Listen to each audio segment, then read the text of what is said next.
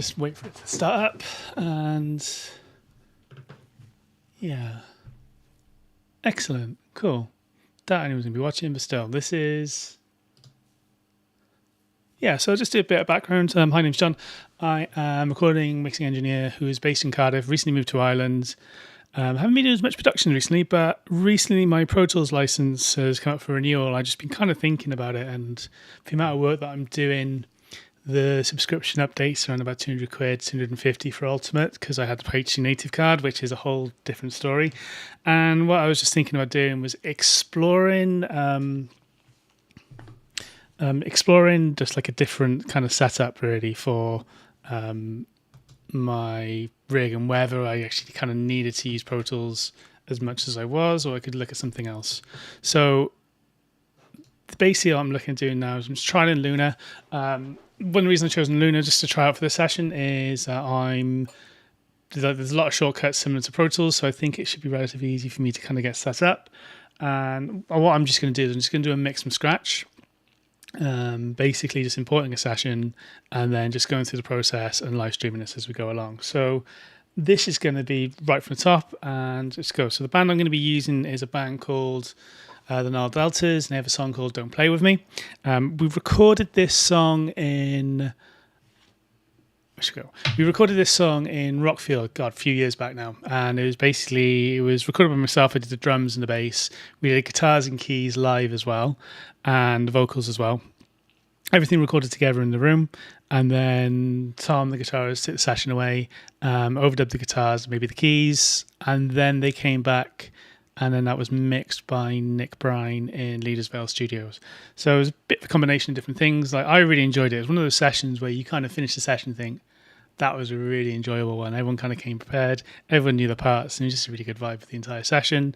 So shout out to NIle Deltas. I think I put a link in the chat. A link in the comments just about if you want to find out more information about the bands. Just goes to the website and it goes to the album or the EP on Spotify.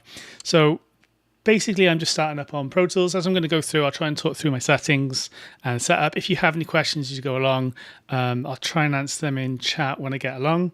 What I'll try and do as well is, just with my setup, I'm streaming straight from OBS. I've got the mic separate to the recording input. Every now and then, I forget to unmute the mic when I do playback, or I forget to mute it when I'm doing playback. So you might get a little bit of slapback from this mic. I'm going to try and monitor at a small level, but I'll talk about the setup as we're going along. So let's just start with Don't Play new session, Don't Play With Me. Now this track, this album, this EP, I think it's more or less tracked live. There was no click, so the tempo kind of flows a little bit. I'm just going to go start from blank, so just do create session, and again, this is what we have. Now, along with this, I do have just have double checking streaming, no chat, of course, and no one's watching. Way! Now, just want to double check YouTube's actually going live now as well.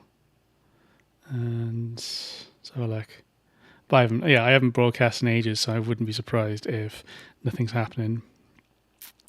Oh yeah, there it is. It's live. Cool. Let's double check it. Amazing. Okay, so this is obviously the layout range windows. Obviously, you've got everything you kind of expect with Luna. Actually, I quite like that you've got these meters on the right hand side, a monitor mix. I'm not going to be using this because I'm using hardware mixer, like a summing box outside of Luna, and yeah, just basically all the track lists here, so you kind of view and hide stuff here, and the group window to the left. And I quite like the channel inspector. Now, I've briefly had to play around with Luna a little bit, and I've also got a UF8. So what I've been doing is I've been going around and looking at additional shortcuts. So one of the things that I've got is I've added additional kind of settings here for like the timeline bits and pieces when we're looking at like aligning the grid or like setting the bars. So setting bar 1. Also, one of the things I really like about this as well, in Luna, you got this option. If you've got UAD plugins on a processing card, which I do, you can convert them from UAD2 to UADX, and then vice versa as well. So if you accidentally load one plugin to the other, you can kind of switch them. So I actually really like that feature. Other things that I've done is I've got a few more in my views, like section, mix and navigation, monitor view. I've added a couple of extra bits and pieces. I think it's just so I can kind of show and hide different sections. It sometimes works. When I was doing a test of this before, it was working and sometimes it wasn't. So if I press, yeah, it's not working now. Inspector browser, let's just go back to, cool, so that's not working at the moment, but normally it will do at some point. Workflow, just do, so, yeah, Command equals, right, let's just bring in the tracks, go find a new window, and where am I going to find this? Is audio drive.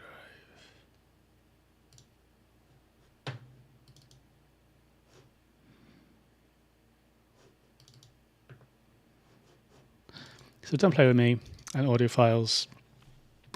So this is, as I said, this was a mixed file, but these are the audio files that were given to Nick for mixing. So there is a Pro Tools session for this, and the final mix is actually on Spotify already. And so basically, yeah, what I can do is I can just click and drag. I can import the files straight in, and they all come up individually. Now, this will happen the most. I think on Logic you have the option of saying, do you want to put them all on one track or do you want to put them on individual ones? That's really handy, I think, for mastering. Because say you're doing a mastering project and you just wanted, like, you've got 10 songs to master from the same band. You load it in, it goes onto one track and it appear one after the other. Most of the time, though, this will normally happen on the other way. So I'm just waiting for this to load in. And while I'm waiting for that, what's happened there? Has it worked? Yeah, it doesn't seem to have come in. Let's bring it on to bar 2. Importing files.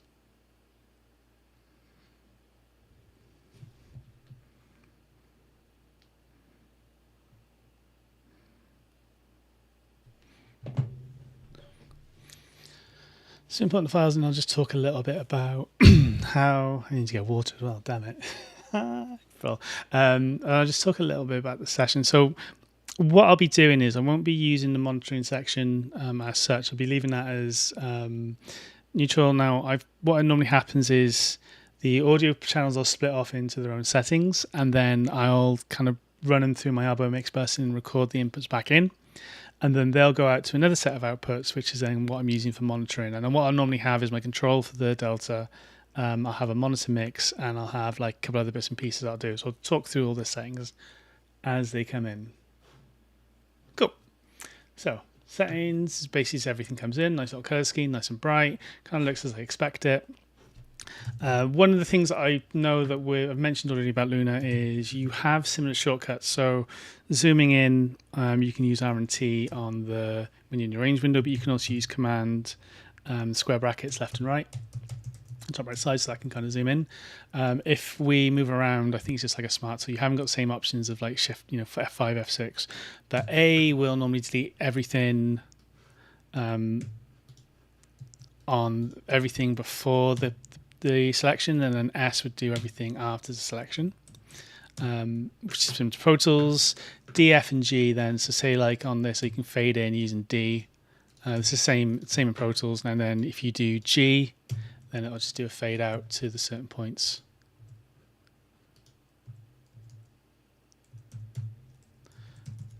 Yeah, so you can see that I have to zoom out. There we go, right. One of the things that is, I think I'd like to see, but they haven't got it at the moment. If I press in Pro Tools, when you press S on this specific section, what would happen is it would actually delete this section of the fade. It would actually keep the audio file the same, which is, yeah, it's like a slightly annoying thing. So if I press S, then it would actually delete everything after the browser. It's one thing that I'd like to see, that that would make it a little bit easier for my editing, because I became really quick doing like those A, S, D, F, and G. They're really handy. One other thing that I really like in Luna is a selection group. So selection group means that it kind of works in the same way as Logic. So you select a bunch of tracks, and then if I enable it now, it'll do all the same tracks at the same time. So that's actually really handy. So I can kind of control the plugins and all the settings and everything. Another thing that I set up in Luna is, it's not actually set up, I set up a shortcut, which is like here, convert to stereo. It was already there in the menu. So you just go track, convert to stereo. So when you have these things here, we obviously like the space of the monitor mix, which is left and right. I can then just use convert to stereo, and it will basically delete the tracks, create a new stereo file, and then take the name of the file as well and just remove the left and right. So I just press convert to stereo. And why is it that, okay, edit track. There we are. Convert to stereo. We'll come back on in a second. And then what I'd normally do as well, I'll probably drag this down to the bottom of the session. So I'll have this down the bottom. So this is basically what I'll normally do is have that a different color as well. I would normally go kind of like a grey color. I don't know. I normally go like a reddy color. Let's go orange, like a similar one. And I'm going to change this to monitor mix. Now I use the equal sign for auxes and other bits. It's really for it's really mainly for when I'm routing outputs and stuff, and I can kind of see where the auxes are on the control surface. So I've got a UF8 as well, which is just in front of me, and it helps me kind of scroll around the sessions like a little bit easier as well. Now, next thing I want to do is I just want to check the preferences. Actually, I just press the button and we'll just go settings. So what I have is outputs 23 and 24 are my main outputs. So that's like the external outputs.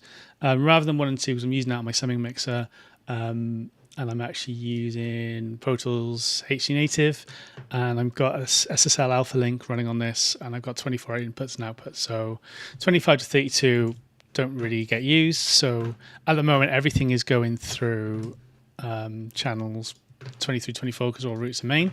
I'm just going to move these all to 1 and 2 for the time being, and then this one here is the output. Now the next thing I want to do is, rather than having like the monitor mix go to the main, I'm gonna create a bus, stereo bus, and we're gonna call this external, and I'm gonna have everything routed to this, and I'll explain why this happens now. So the other thing is, now if I press here, if I go click on output, bring me over here, and then because I just created this bus, that should then route back to it. So we are external. Now on this, we're going to have, I'll talk about that settings in a second. What I have on this is my sound ID. So I'm using the sound ID reference, Sonorworks. And then it just gives me these options of like listening in different things. Now this isn't going to affect what you hear. I haven't set that up in a second, but I'll talk about that as well. And the other things that I'll have as well is my summing mixer control. So I'll just type in Delta. I have a Delta 16.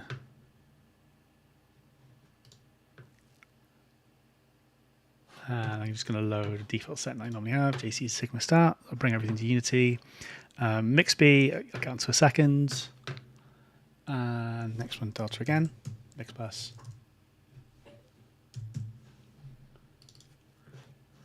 And so mix bus A and B. So just explain this now. So what you can do with Sigma is quite handy is I've got a video on this on my channel. So what you can have is everything, like you say I want to record like multiple files, I can have up to 16 stereo tracks or 16 mono tracks. So basically it gives you 32 inputs. I'm normally sending these down into groups, and what would normally happen, what you can do is you could set it up so, like, say I want to expand out the drums to like 8 channels or whatever, I could then route them all to mix B, and I could do some outboard processing on that, and then bring that back in. I could sum that back into mix A. How I'm working at the moment is also got on the mix bus. I'll just bring that other plugin up as well. Monitoring. Some people choose to monitor, some people don't. But what I'm tending to do is I'm actually listening off mix bus B. So what will be happening is I've got to set up a recording bus in a second, but everything will come through the mixer, everything will go out to the mixer, get recorded back in, and it goes through Sonorworks, and that's what I'm hearing. And I'm listening to that on mix B. So channels 23 and 24 is on this one. Channels 1 to 22 are just across the first 11 channels, and they've all got their own faders. But what will happen eventually is Sigma does have an external input that I could be using for, say, like what I'd like to get eventually is like a dedicated hardware output or whatever to go on there. So that's more or less the external settings. And they'll go to main, or I might just go, right, so put in 23, 24. And then this monitor will just actually monitor the output for the recording, but I'll normally hide that. Just see if it's actually working yet. For some reason, there's something going on with this where Yeah, it's still not working. There we are. So I've got a shortcut I can kind of to get rid of that view. What I tend to do as well is I normally just keep the monitor controller here in the corner, and the Sigma. What will tend to happen is I can control this on the plugin faders. I can just go press and insert, press 16. And then this is one of the things my gripes about Pro Tools was you couldn't, because of the Huey integration, you couldn't control it as well. And I'd gone through a whole process of trying to figure out how to do that, and I couldn't bank. So I could control, there was issues I had, and I've got 2 videos on the Sigma and EUF8 where I talk about that. I couldn't control all these settings. So I'm just going to load the Sigma Start and reset the settings. Go back to Sigma Start. There we are. Just reset it, and then the control surface has changed as well. So the likelihood is that as I'm mixing, I might come back through here, and then I might just change the settings on this. I might change, like bring up the drums or whatever, but I might bring this view back up for you guys to see.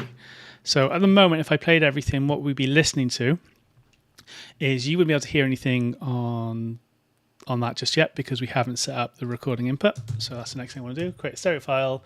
I don't want any tape emulation on the input and no console emulation because I haven't got any. And we're going to just call this Sigma return. Open equals again. So now I'm just going to change this color. I really like this. So just press the bottom there, press red there, and this is going to be inputs 1 and 2. There's no tape, no utility. And then that's also going to go out to external. And then the other thing we're going to do is create a bus called OBS. And let's just color it red as well, because I like red. And I don't use red too often down the end. And then that's just going to go. I'm going to put this output 31, 32, and I'm going to put this to the right.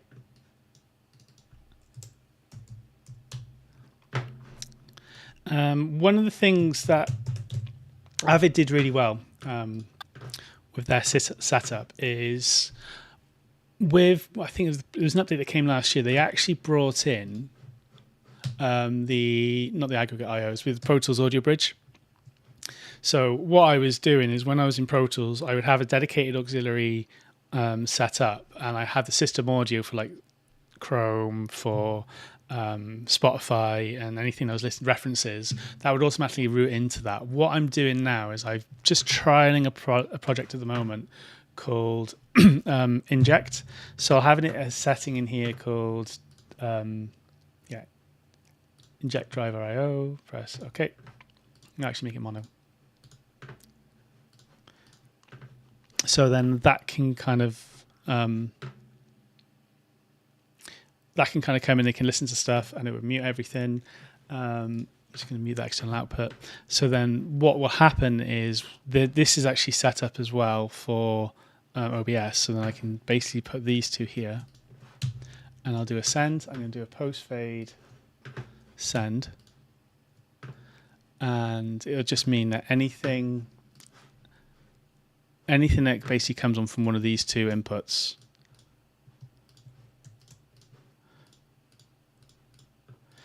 whichever one is playing is what will be sent to you. So if I'm listening to the monitor mix, then you can hear that. If I'm listening to the Sigmas, like the hardware, everything, then that's what will be coming through to that. So I think with all that set up, I mean, how long have we been? I don't even know how long I've been on for. And with all that set up, I think what we'll just do is just have a listen back to the monitor mix, or actually this is actually a full mix down. And I'll just check that everything is working.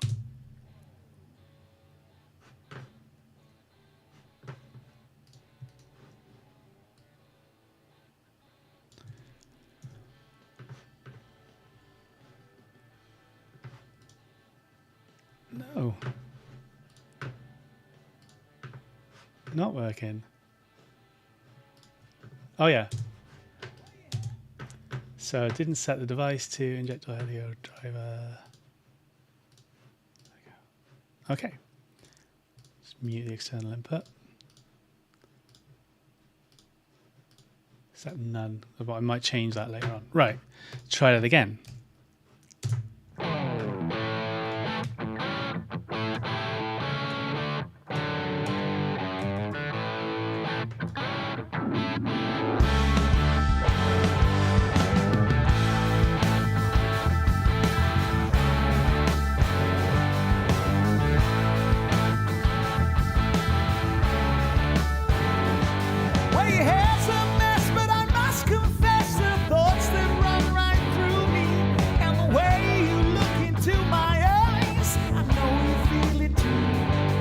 But girl, you're freaks on a winning streak and you're holding all the aces.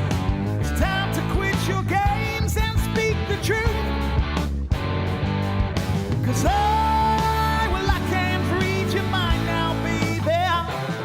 You may be giving me the signals loud and clear. Maybe it's because I'm just an old-fashioned man. I need to hear. Are you giving me a green light, a red light? Oh, tell me what you mean. Am I looking for a stop line, a stop sign? Girl, please be clear with me. I need direction so I know which way to go. I need a sign. Oh, don't play with me.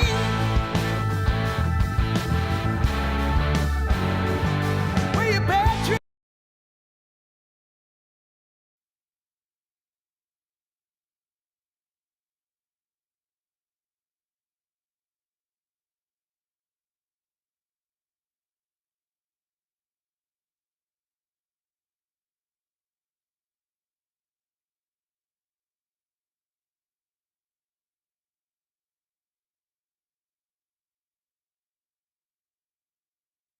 Brilliant, cool. So I've just been talking, the mic was off, so do that again. So what I was just saying is like one of the things that I quite like about Luna is that we've got similar shortcut things to Pro Tools. One of those is actually like if I look at go on to on my layer 2, I've got Command Option Find in Pro Tools, and it basically gives me like settings and everything. And on my UF8 video, I talked about this. With the Luna, actually, there's a lot of the similarities that I can use. So I've actually got locate drums, locate bass. So when I'm setting stuff up, I'll be putting these actual files in. And I've got this locate external, which is actually one of the settings I've got set up already. So if I just literally went onto my plugins, I went speaker, it would actually go straight over to external. So that means if I wanted to load up a plugin, then I can kind of like load up the settings on the control surface and not have to worry about coming in on here. So I've gone through and done a few other things. I've got a button on the UF8. I know you can't see it. I haven't got 2 cameras because I'm cheap. I've got a solo clear, and I've got the mixer toggle, which is just command and equals. Sometimes I use that. So the first thing I'm thinking I've also got is I've got a utility layer on layer 5, which I've got. It's just a shortcut that I've set up, which is, I'll just show that really quickly on the 360. Layer 5. I've got these ones here. Delete start numbers, which is if I load up, I double click on the track name, I press up and I press delete 3 times and then press command right. So then what it means is I can just double click here, and I can go delete start number, and it goes to the next one, delete start number. So I can just go like that and press across. It would be easier to have battery name, but I haven't got that for the time being. So there we are. Because I don't need the track numbers, but they're really handy to bring everything in order. So I'd love to have a battery name where you could put a numbering system in, or you could delete the first 3 tracks. I've also got one when we're looking at layers on Pro Tools as well. They might have a track number at the start. But then you might have the 0.01, like take folders and stuff, or 0.05, whichever one's been exported out. I've got another one which will delete the first 3 fake numbers, and then you go press down and you press backspace 3 times. So I've got a couple of things that I use from time to time to kind of cover that. So that's the first thing. Next thing I want to do is let's have a look. I could look at colouring stuff up. Actually, no, let's do the routing next. So we've got from here to here all drums. So they're all going to go to, let's go like that. I think it's going to apply to selected. So I've got a habit of just pressing shift and option and going new track and going equals drums. So then the drum track should appear afterwards, and that's going to go to output 1 and 2. The drums are all going to output 1 and 2. Even though the bass is 1 channel, I'm still going to put that to a new track equals bass. The reason I do that is I might decide to kind of process a track in the double. I might duplicate the track and process it in 2 ways. I might high pass the top end off and then treat that differently. So I can have multiple tracks and they'd all be going to the same routing folder. So when I combine it, I've got something I can look at. That now I've got the guitars. For the time being, I'm just going to route everything to guitar track equals guitars. we are. And they're going to go to 5 and 6. So just what's happening now, I was just clicking it. What happens in Pro Tools is when you click these, then you have a drop-down menu. I forgot then that I had to go over to the other side. So not the end of the world, but yeah. So the Hammond, I just put as equals keys, I think. New bus equals keys. The lead vocal is going to be the only one. There goes the wrong place. There we are. Easy enough to change. And then for 7 and 8. The lead vocal is going to be the only one that actually stays on that track on its own one. I don't... Normally, if there was like a double track or something, I might bust the 2 tracks together and do a little bit of processing on its own, but that'd be the only one that is going to be kept as a main channel, and then this one's going to go to equals BVs. And yeah, I've got no summing, so that's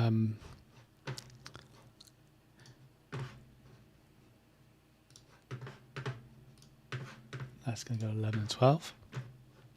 Now, the next thing that I'm going to do is sorry. Next thing I'm going to do is, just for the sake of, I'm just trialing out the SSL 360 stuff. I haven't got UC1, but there is something you can do with the UF8 layer and the 360 layers, where basically you can load up all the plugins on the 360 layer. And so if I just press, what would happen is on this window then is you press in plugin mixer and it'll load up. Well, this is what should be happening now, is all the channels should be loading. And then it'll come up. Let's do an overview so you can see a little bit bigger, a little bit smaller. So you can see that all the tracks now are loaded on here. And then if I press on 3, I can cycle through really quickly. And if you notice as well, the colors have all followed as well. So on the Sigma, what I quite like, sorry, on the UFA, what I really like about this layer is I've got access to, just general generic controls. I've got access to the plugin fader and then the DAW controls as well. Now, obviously, as everything changes, it should be updated. And what I'll normally tend to do is I'll put this as a full screen so that I can just swipe across left and right. Yeah. And now it's not working. Hey, there we are, cool. So I 2-finger mouse swipe and I can kind of go between the two. Now, when I do that, I think what sometimes happens is on OBS, because this Mac is really old, I think the video kind of starts stuttering because it's kind of trying to render a mix down and everything. I kind of cover everything else. But it just means that when I'm mixing, what I quite like about this is I can just look at the drums for whatever reason, and I can kind of solo everything in here, and it'll kind of update on, because it's following a solo from Luna. And it's also followed transport control as well on this. So then I can just start, like, rather than having to go from plugin to plugin to plugin, I've got all the channels here.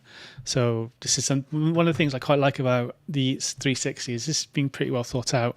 And I got the sends as well, so I can kind of cover everything on this if I want to. And if I had the UC1, then I could kind of like select a track and do it. But I've also got control on the 360 layer with flip. So if I say, like, I start adjusting like the compressor threshold, all the faders, when I engage with flip, then everything on that becomes, I can control multiple faders at the same time. So say I got a kick drum I want to look at, I could then say press gain. There we go. So high frequency gain. If I've had 3 fingers on my faders, and I can turn the gain up on 3 different ones here. So just zoom in a little bit. There we are. So there we are. So 3 SSL UFA, I can kind of control things that way. And then if I just click on the gain there, it updates. So whatever I click on my mouse will update onto the UF8. This is a pretty handy way of controlling, like quite a lot of work.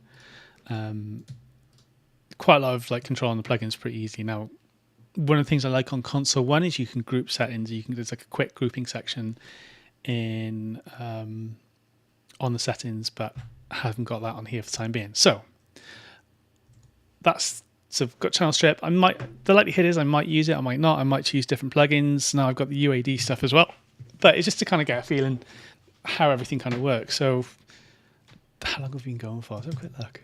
Hey.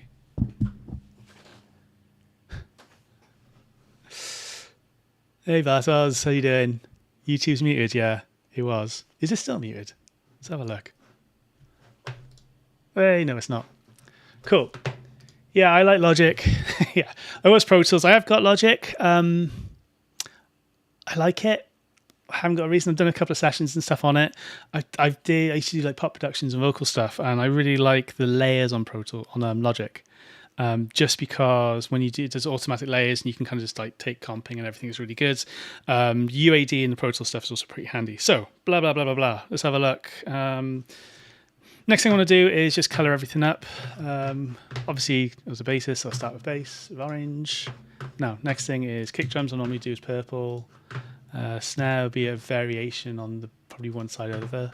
It's purple. Then hi-hat is going to go there. Tom's going to go back to the darker blip, lilac-y colour. Then I'll go hi-hats and close rooms are all going to be the same colour.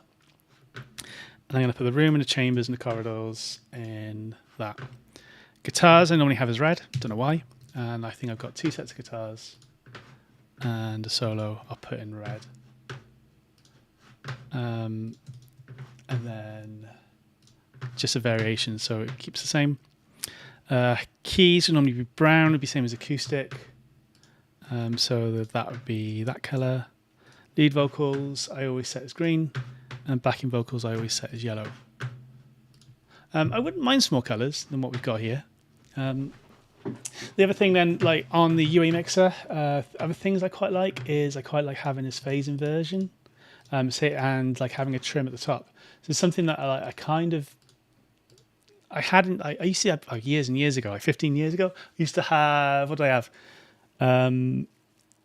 Sonar, and it had like this as well, the utility stuff. So it's something that I quite like.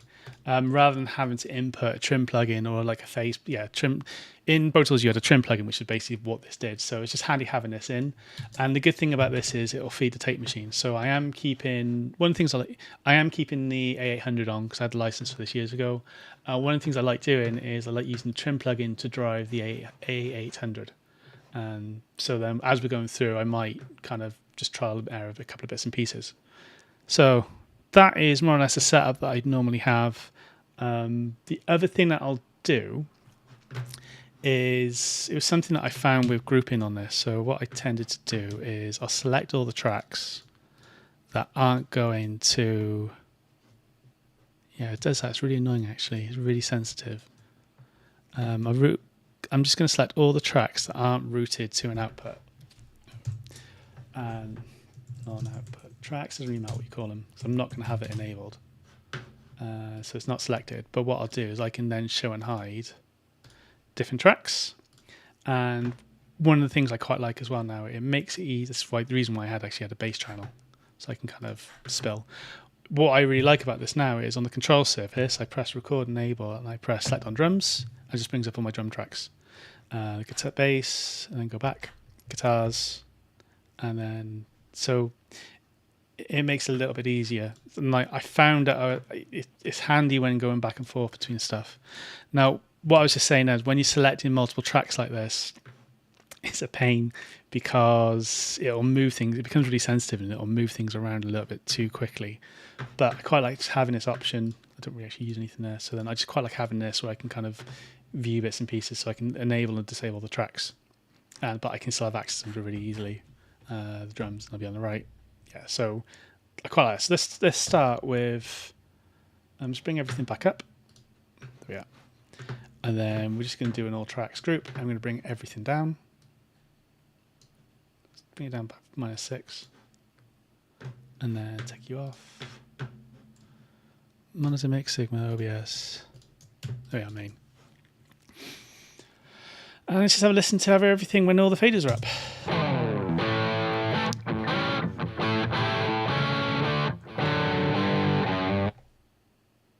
Sigma's in. That's good.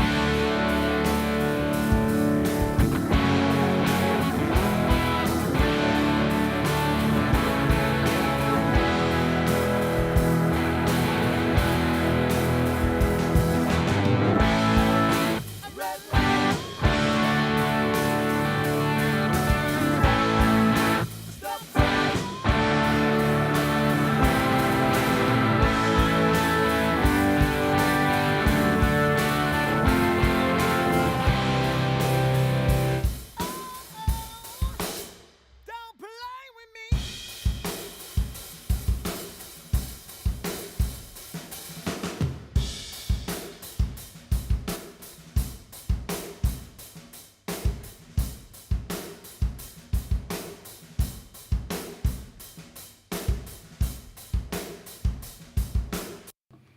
Okay, so again, that's everything unprocessed other than a little bit of tape emulation. So I'm just going to work on the drums first. So just basically, let's have a look.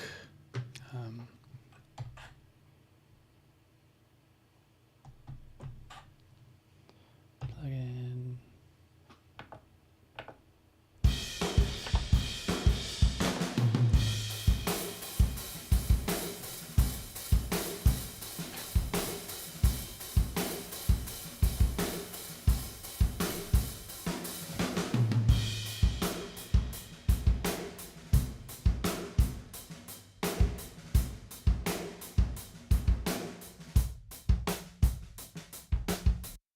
I love how much of a difference just this one mic makes. Like this is recorded at Rockfield, and this is obviously got the kit. This is Coach House Studio, which is Morning Glory, all the indie pop stuff, and do a lot of stuff in there with Nick when I was like training, when I was working with Nick. And so this is the corridor in the Coach House. So just go a little bit closer.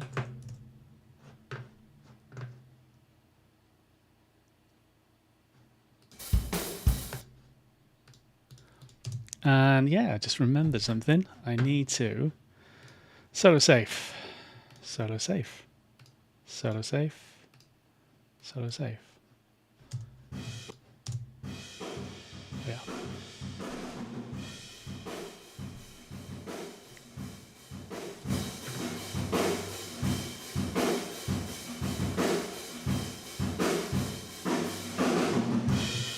So that would have been like I think it was a solid tube, AKG solid tube. You can pick them up for like 400 quid now, but they're great mic. They're quite a little bit dark, but they're really nice.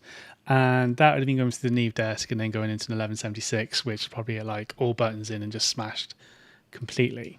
And just if you hear the difference of the drums without it.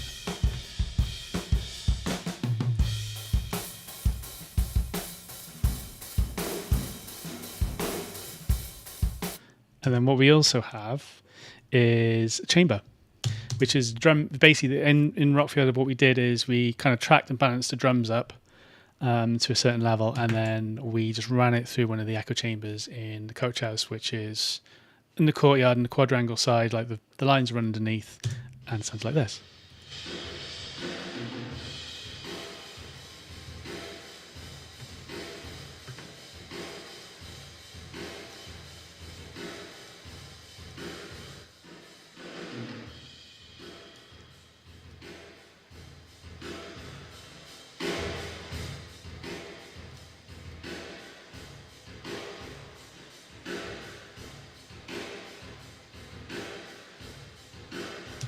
It's a little, a little bit of a trim thing on that. It's actually quite handy to have that, where I can just kind of split between dual mono on that there. So that's another thing that we'll look at in a minute. So what I'd normally do then is when I'm mixing is just kind of go through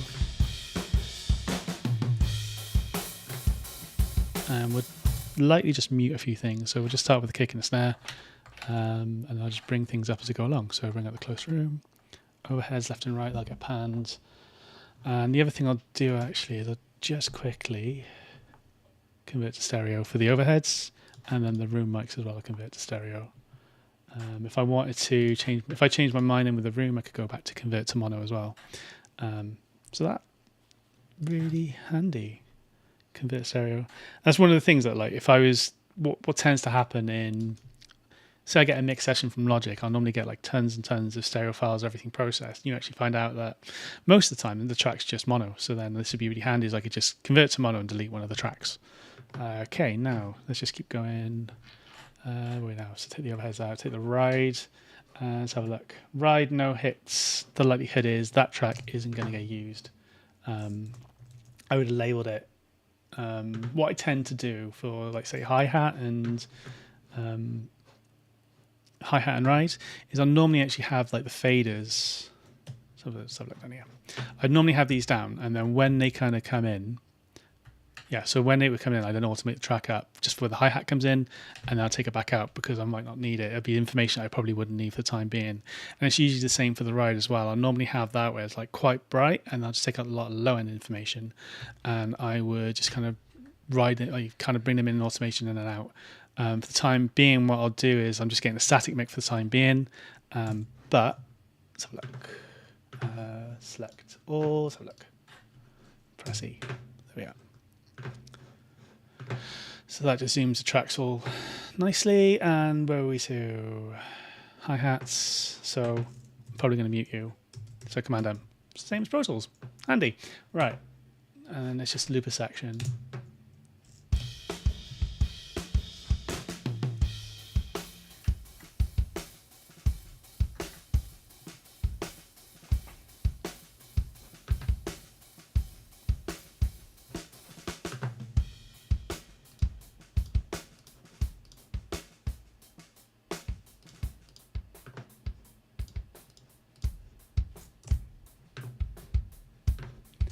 Switching over to a 360 layer. I'm just going to do a little bit of processing on here. Kick drum, I got 2 mics on the outputs, which is U47 and D112, and then I've also got this mic, which was on Damon's drum kit, which is just inside and really nice and clicky.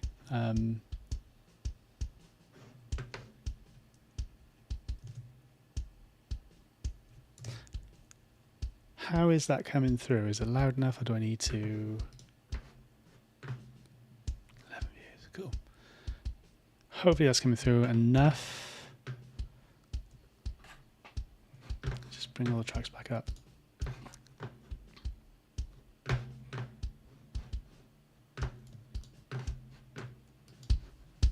Just turn it up for the time being. I can turn it up and down afterwards.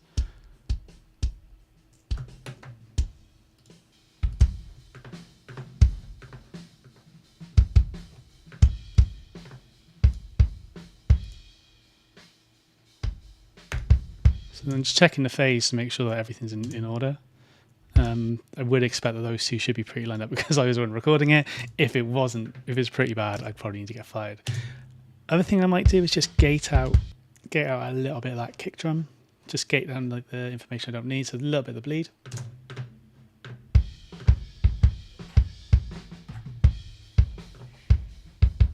Start with the range, turn that up. And then we'll change over to threshold, bring it down.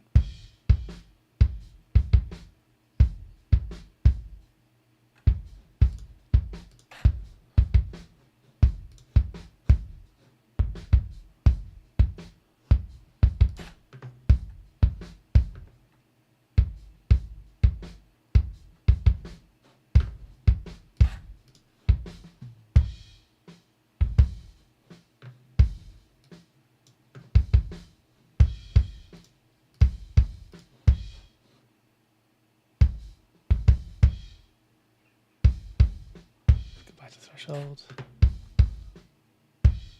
and then let's just do peak.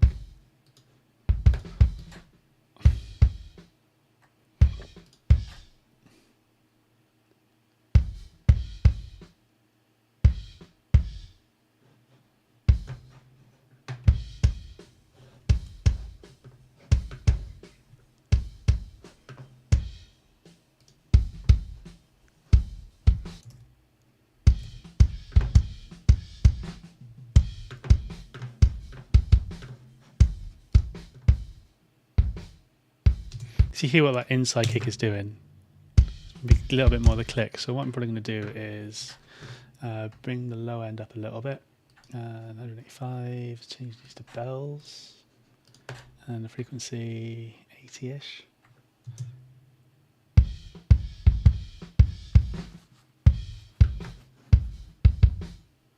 Turn these to bells as well. And so 7.5, 80k, high frequency, we can just go up.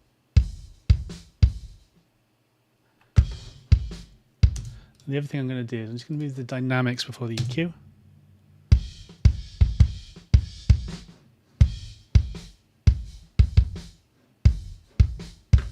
And I'm going to switch them back as well. See which one's better.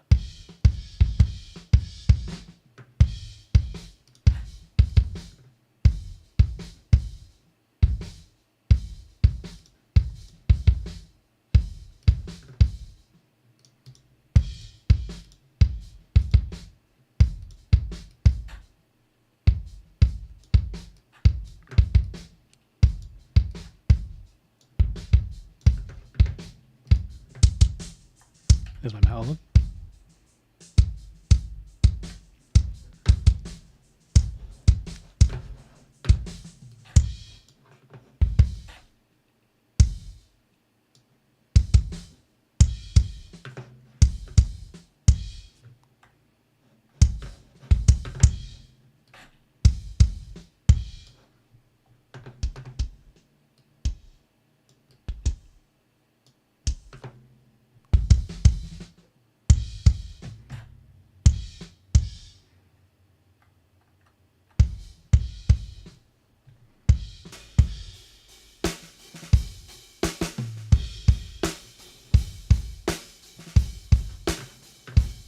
And let's bring the overhead in as well.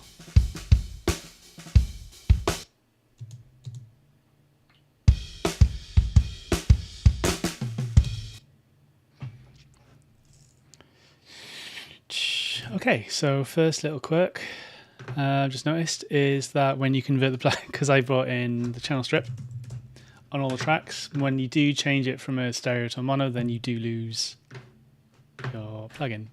And then what I found out by accident when I was just doing a test yesterday, tape actually, I want to Studio 800 and I want to tape 800 as well there. I can press here, I can press C, click that, and then you say, where do you want to copy that to?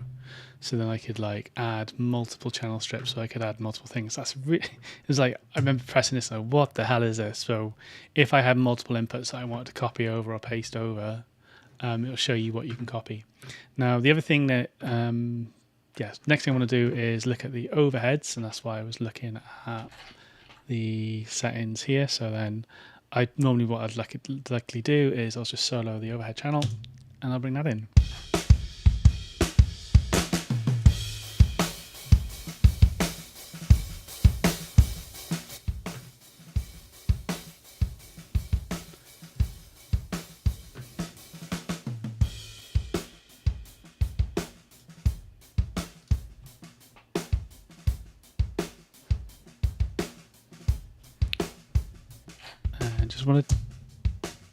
Just also want to check the phase on the snare top and bottom.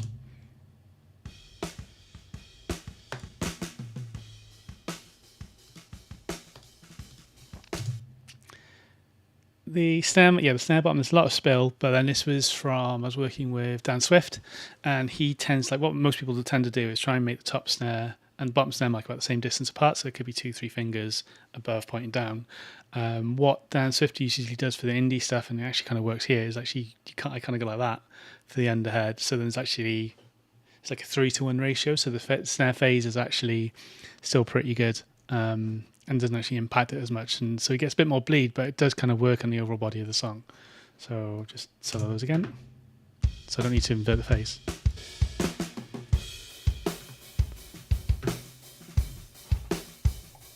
Let's just concentrate now on the overheads.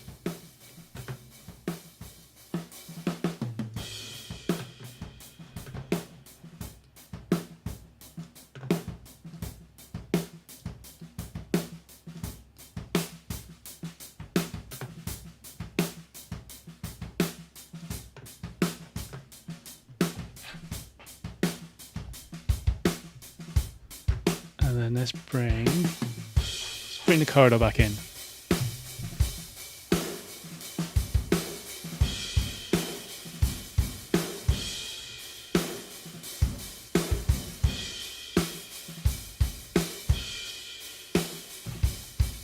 And let's bring in the chamber.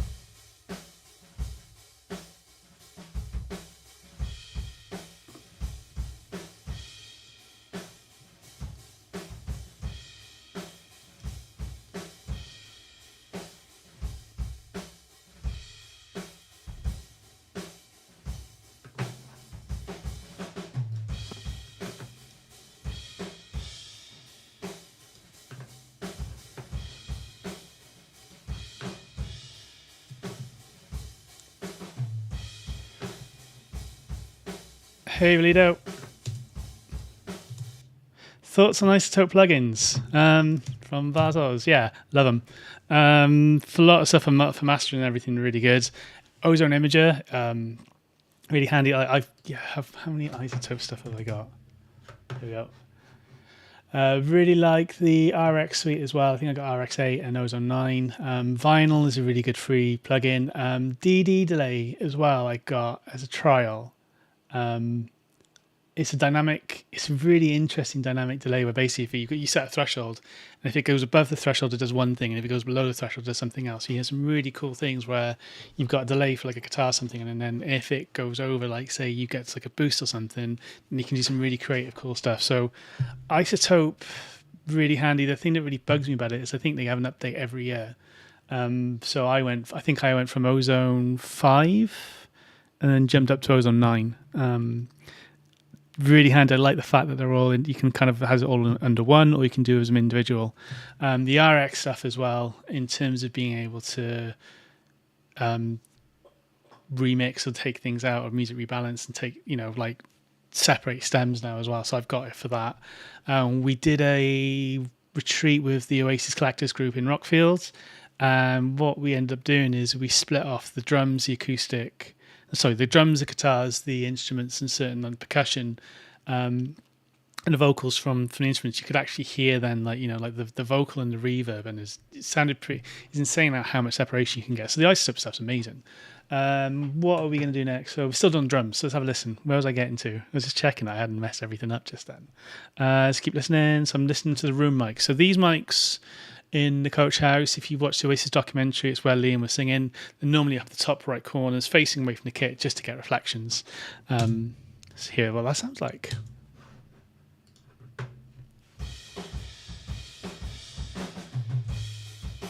So I've got a bit of a boom when Tom comes in, so I'm just going to filter that off a little bit. It's a bit better.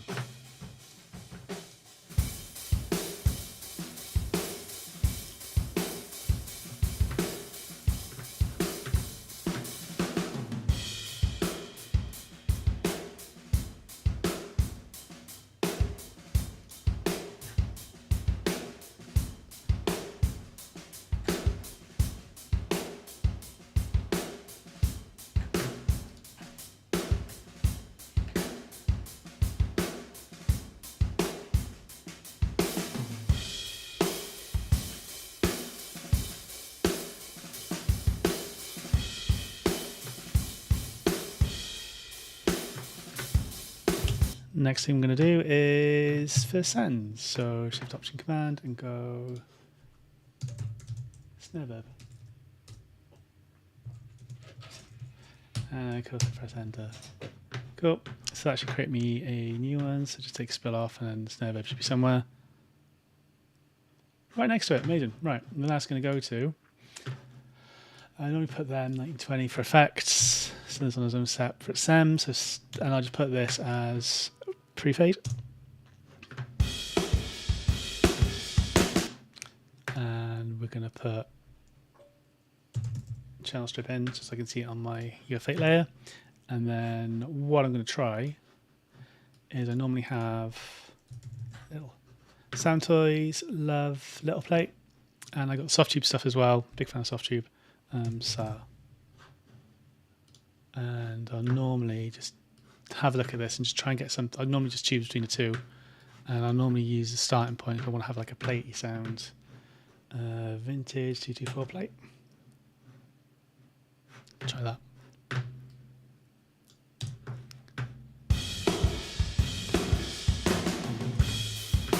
So a little plate. So we're just on little plate at the moment. Let's have a look. I'll just zoom in a little bit so people can see. There we go. So then I'll just be switching between the two to kind of see which one I kind of like the sound of.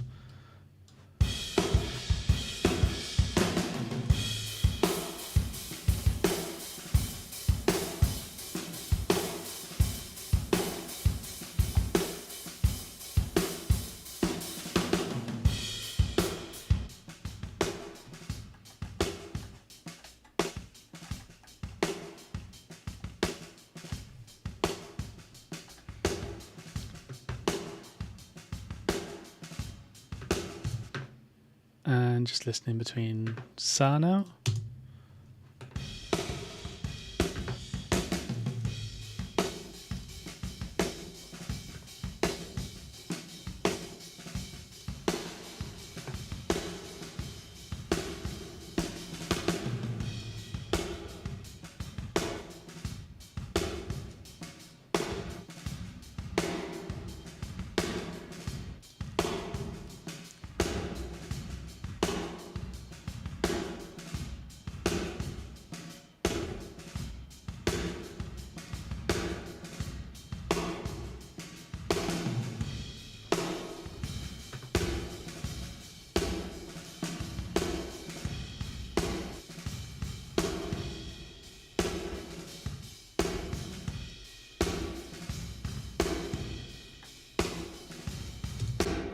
And then comparing the two.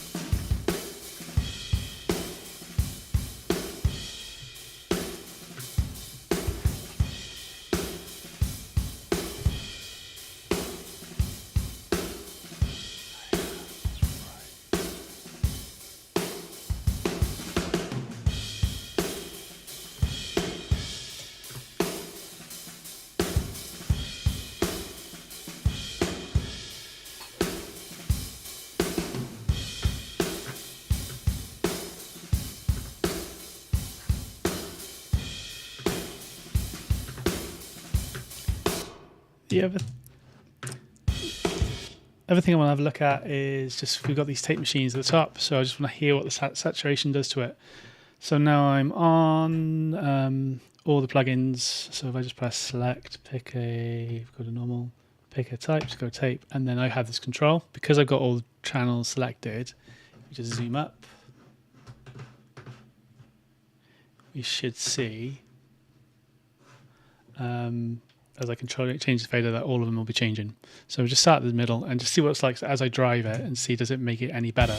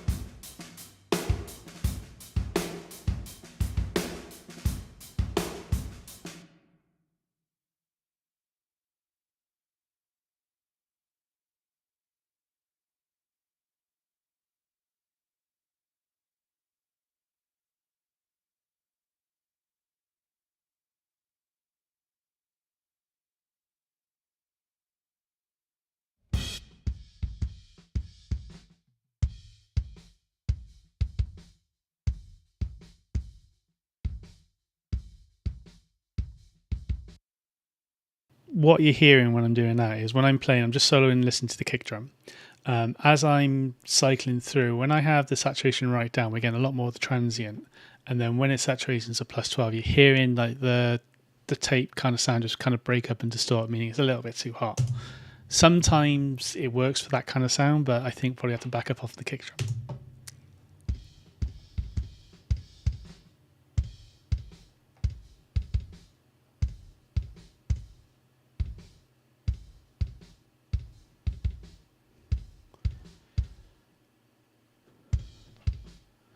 Okay.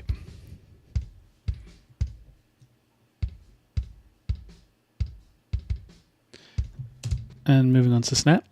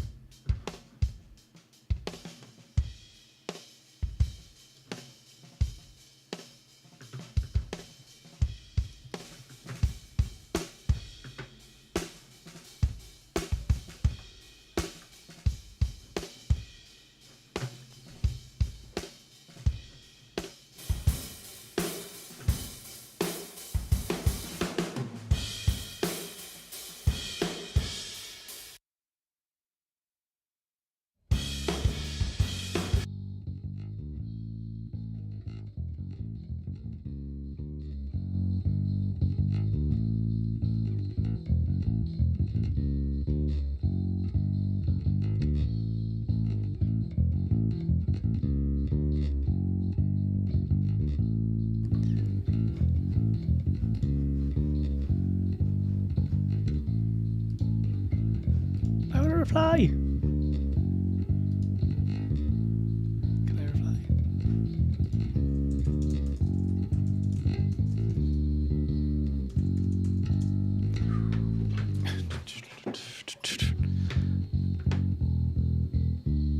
So what you're probably hearing in that, if you can actually hear, you got a bit of the drum spill. So this bass, I think we mic'd it up. It was an Ampeg Heritage SVT, and the bass is the Bassworks serial number 001, I think, from Bruce, it was his bass, and it was his, and he's playing. Amazing bassist, really good, really locked in with Damien, the drummer. He was literally in the room with the drums. So what you're actually hearing is the pickups going in to picking up the drums, and then that's running through into the Heritage, which is at the back end of the room. It's basically 2 rooms away, so you're actually getting the spill from the pickup being mic'd up. When it came to mixing, I think it's just a 41, but you can kind of hear it. It just sounded really good. So it's a live take. It's bass drums, and I'm not really too worried about the spill because it's basically the same as what's being played anyway. So if I just bring in the drums.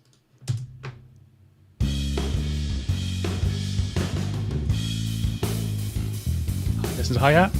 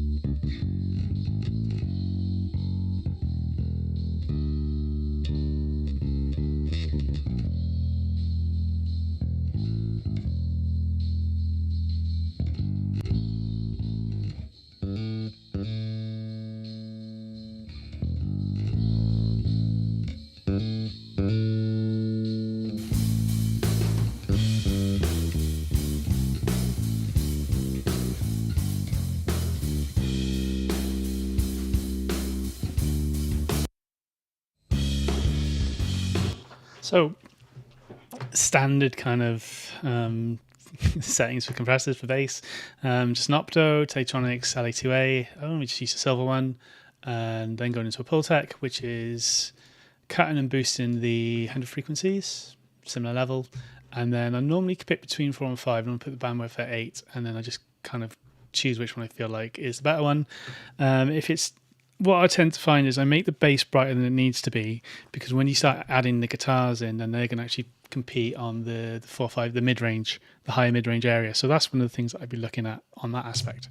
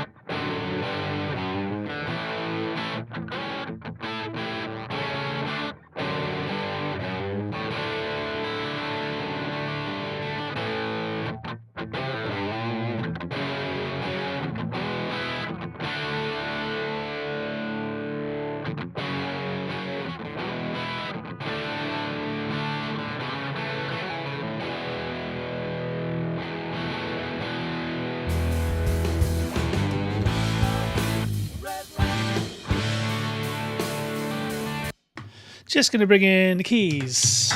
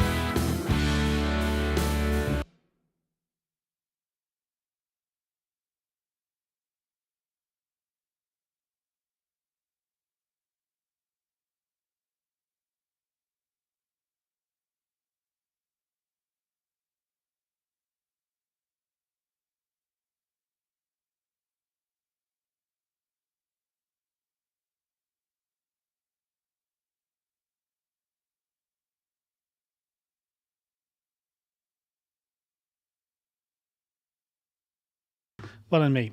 So I was just talking and no one can hear me. So what I was just doing then is, because I changed the mono, the overhead and the room mics from stereo to mono, they left the group. So I just had to edit that a little bit so I could just have them into one thing. And then when I was balancing out and I was just bringing in the keys, what I noticed is that the guitars, the bass and the drums were a little bit louder, so I just brought them down a little bit. Now next thing is going to have a look at the lead vocals, and this is where like a lot of effects will happen, a lot of routing and stuff will be going on as well. So I'm probably just going to set that up now. So new sound, one's going to be called plate, one's going to be called echo, one's going to be called... Oh, it's frozen. Yay, waiting for that to happen. That's what happens when you're... Oh, has it? No, I just haven't... There we go, cool. Didn't press echo or something. Oh, that's because I haven't actually set it. Create new, bus, echo. Name something, yeah, so no changes on anything that. So what we got now is echo. That's just going to be post-fade. And then I'm also going to bring on a one called wider. X, I haven't got it, that's why it's a new track. New sound, wider. Cool, so then where are they all going? So play, echo, wider, they're all going to go to the right of lead vocal. I'm just going to change the colour so I can see them a little bit better. So they're currently there, just make them a slightly different grey. And we're going to mute them all. And then, right, plate is going to have, do another instance of little plates.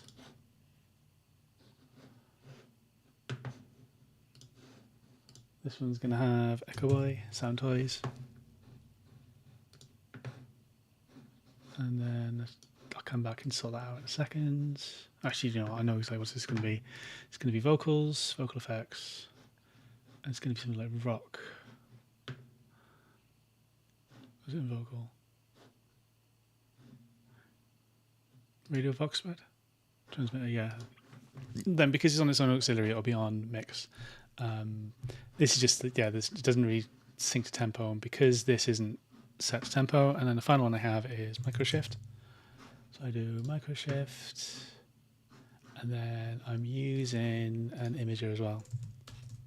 So I quite like the fact that like I don't have to go searching in plugin menus. I can just type it, type what I'm looking for, and I normally go something like split between there. That goes down, that goes up, and just stereoize it for fun. And yeah. So what this means is that all these settings is just going to be a rough level. What I'll need to do first of all, though, is try and get the vocal to kind of sit on top of the mix a little bit, because I know it's going to be pretty quiet when I start this.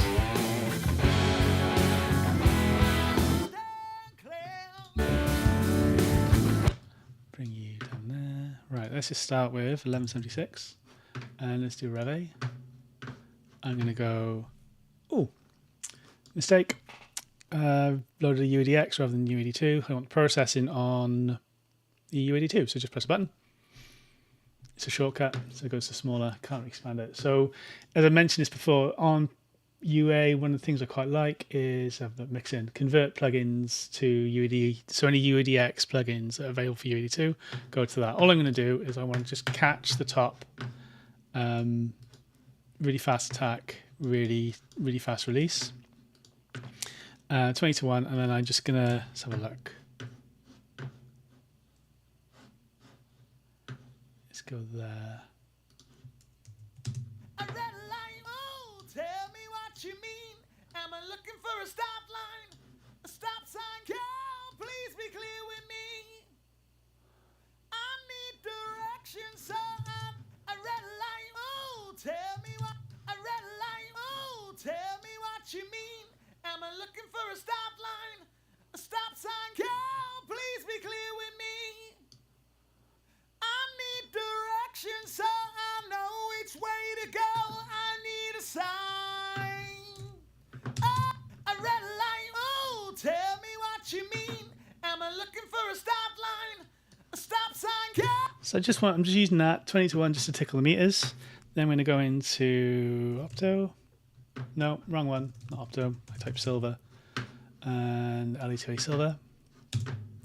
And this is just like a slower compressor, just to bring a bit more vibe and character to it. A red light, oh, tell me what you mean. Am I looking for a stop line? A stop sign, girl, please be clear with me. So that was before. Oh, which way to go? I need a sign. Oh, don't play with me. So the opto is like, I think it's like a 10-to-1 ratio, like 4-to-1 on compressor, and it's a much slower one. So lets a lot of the transients through, but then like the body of it can kind of lift it a little bit more. Then I'm going to stick in Pultec again. I just love Pultecs, and I think they're really good on vocals. I normally go 12 or 16, go really broad bruce, really high, and then tiny bit of low end. A red light, oh, tell me what you mean. Am I looking for a stop line? A stop sign, girl, please be. And then I need de-esser. So the only thing I find with UAD stuff is like, obviously it's been designed so it's free, but to make the most out of it, you've got to buy the plugins and the extensions. So I've noticed obviously that the bundles that they're doing now are amazing and they're really, really good. I wouldn't mind. One of the things that I'm missing from Pro Tools is just some of like the stock plugins that you kind of get. Logic stock plugins are really good. Pro Tools ones are really good. What I tend to find is that what I'm really missing on at the moment is I've got Pro Compressor on Avid, and Channel Strip as well. And what they're really good for is you get negative ratios. So basically, if you hit the ratio, it'll actually just completely destroy the mix. So you can destroy the compressor. You can really like knock things down and actually turn the gain down rather than just limiting how much the volume goes up. So I wouldn't mind that for certain things. And also just having like standard DSs and stuff. So I've got a Waves one. Not a huge fan of Waves now because obviously you've got to pay for the updates, and I've had to pay now to go to when I update to a Mac M1 or M2. I'm actually holding out for M4. So all I'm going to do is I want to put this at the top, and then let's just have a look. Just load of live vocals. I don't know. Just start here. A red light, oh, tell me what you mean. Am I looking for a stop line? A stop sign, girl, please be clear with me. I need direction so I know which way to go. I need a sign. Oh, don't play with me. A red light, oh, tell me what you mean. Am I looking for a stop line? A stop sign, girl, please be clear with me. I need direction so I know which way to go. I need a sign. Oh, don't play with me.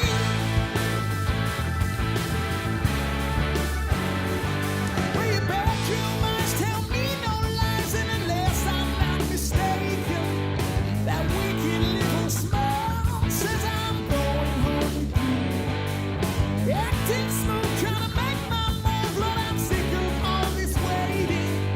It's time to put my lips all over you. Oh, 'cause I can't read your mind now, baby. You may be giving. Let's have a look at that then. Let's go to play. There we go. A red light, oh, tell me what you mean. Am I looking for a stop line? A stop sign, girl, please be clear with me. I need directions. Sounds weird because it's going to the wrong output. Right, let's go 20, 19, 20 as well. A red light, oh, tell. Actually, no, do you know what? I'm going to go 11 and 12 for these ones. 13, 14. A red light, oh, tell me what you mean. Am I looking for a stop line? A stop sign, girl, please be clear with me. I need directions so I know which way to go. I need a sign. Oh, don't play with me. A red light, oh, tell me what you mean. Am I looking for a stop line? A stop sign, girl, please be clear with me. I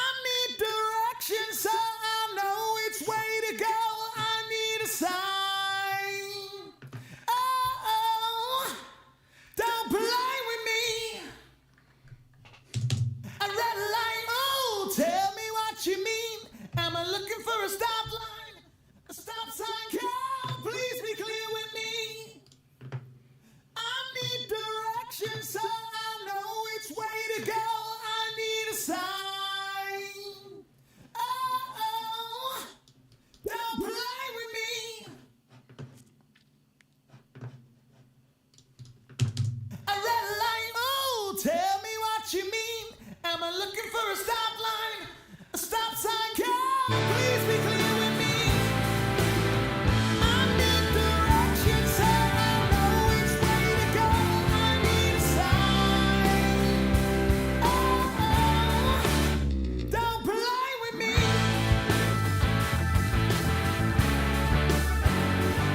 Well, your bedroom eyes tell me no lies, and unless I'm not mistaken, that wicked little smile says I'm going home with you.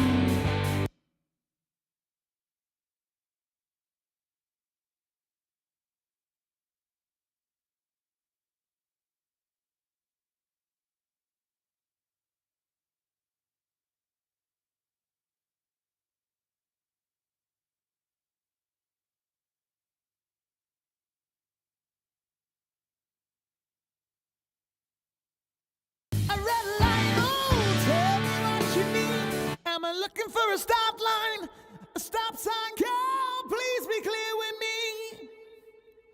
I need directions so I know which way to go. I need a sign. Oh, don't play with me.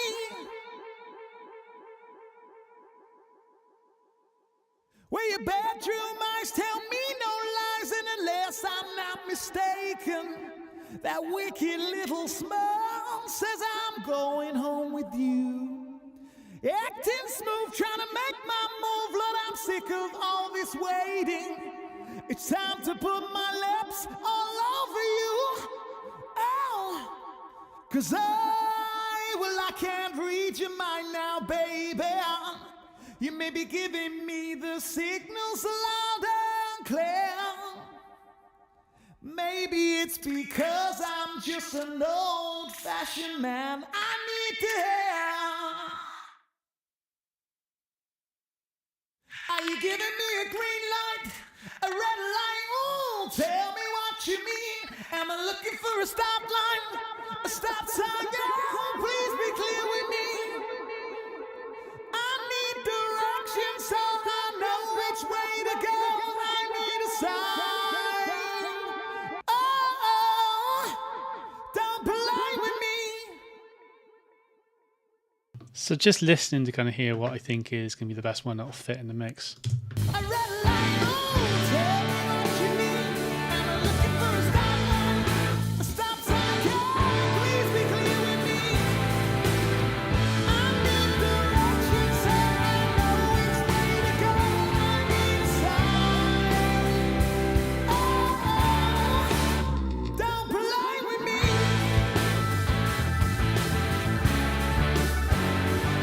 Well, your bedroom eyes tell me no lies, and unless I'm not mistaken, that wicked little smile says I'm going home with you. Acting smooth, trying to make my move, Lord, I'm sick of all this waiting. It's time to put my lips all over you. Oh, 'cause I can't read your mind now, baby. You may be giving me the signals loud and clear. So yeah, just on that, when I was listening, originally on the Pultec, I think I was being a bit too bright, so I backed it off, and I'm just rolling off the 5K, from 5K top end off a little bit, and then I've just brought in, obviously the mid-range you don't get on the Pultec is bass and high. I'm just bringing in a bit of 1K around about that, just to kind of let it cut through a little bit more. I'm not sold on delay at the moment. I'm not sure I got the right sound for that one just yet. A red light, oh, tell me what you mean. Am I looking for a stop line, a stop sign? Girl, please be clear with me. I need directions so I know which way to go. I need a sign. Oh, don't play with me.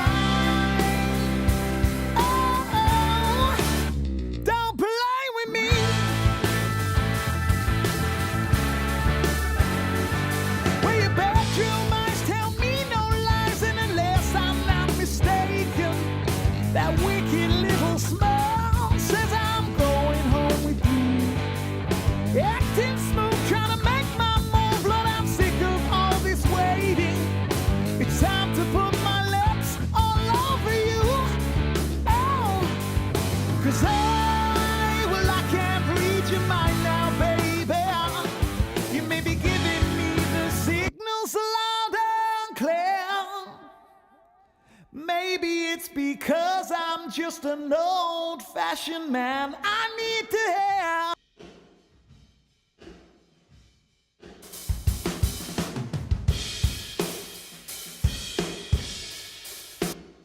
I'm looking for a stop line, a stop sign. Yeah, please be clear. Let's just see how we're getting on. I'm not expecting go norm, pan, off, flip off. Okay, so what I'm going to just have a listen to now is I'm just going to compare the monitor mix and the original mix. So this is the final mix. Normally what would happen is if I was mixing a project, I'd get sent the files and a monitor mix that the band had done, or like the recording engineer has done, and it was like, right, okay, this is my starting point. Can I beat it? Now, again, the guy who mixed this worked with Oasis, Morning Glory, Be Here Now, and had Countless Top 10 records. So it's a really good mix. So I just want to hear, am I getting the right ballpark? Is it kind of the right place? So just going to listen again. So I've got my Sigma returns switching here. So I'm now on the monitor mix. So I'm just listening to this channel here. Now the other thing I actually need to do before I forget is this track. If we look, starting point is the guitars there. We've got a bit of a jump. So if I was switching between the two, I'd have an issue there. So what I'm just going to do is I can see on here we've got the transients for where the drums come in. So I'm just going to cut off everything before then. And I'm just going to then tab over to here for where the drums come in, and then make a marker, drums. And then just delete Command X, so cut that, go to the drums, select monitor mix and Command V. And there we are. So now what should happen is, because they're going to the same outputs, they should be roughly aligned. I think, have I got any plugins on? There might be some kind of slight changes between the two. But yeah, just have a listen.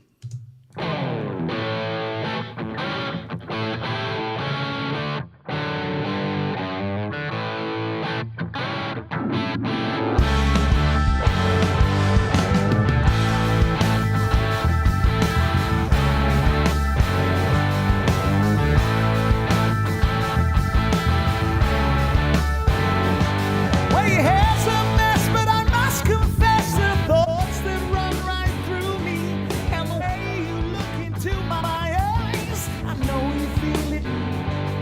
But girl, you're freaks on a winning streak, and you're holding all the aces. It's time to quit your games and speak the truth. 'Cause well, I can't read your mind now, baby. You may be giving me the signals loud and clear. Maybe it's because I'm just an old-fashioned man. I need to have. Big difference at the moment is the volume. So what we could look at doing is, like, I could put like a limiter or something on it just to bring the volume up. I'm just going to cheat and go BX Masterdesk. I can't remember how I got this for free, but I love it. It's just another great little plugin, and let's just put I don't just put mix bus in. There's a mix bus start here. Cool, and then just listen to that.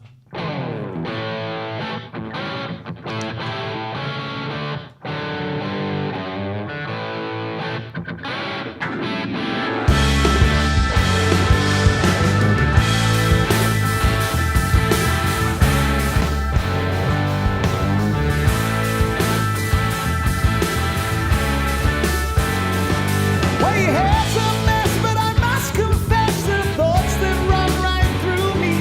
The way you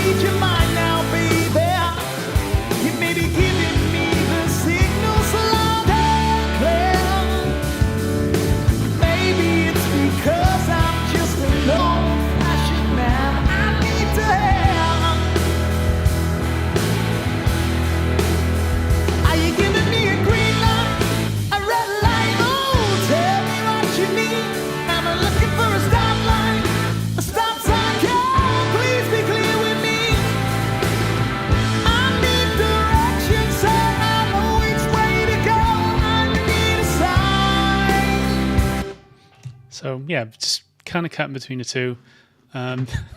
Massive, that's me the massive difference. And I should actually talk about the mix bus a little bit. I got hardware, SSL Bus Compressor, and the ultraviolet EQ, which is basically doing just a little bit of compression.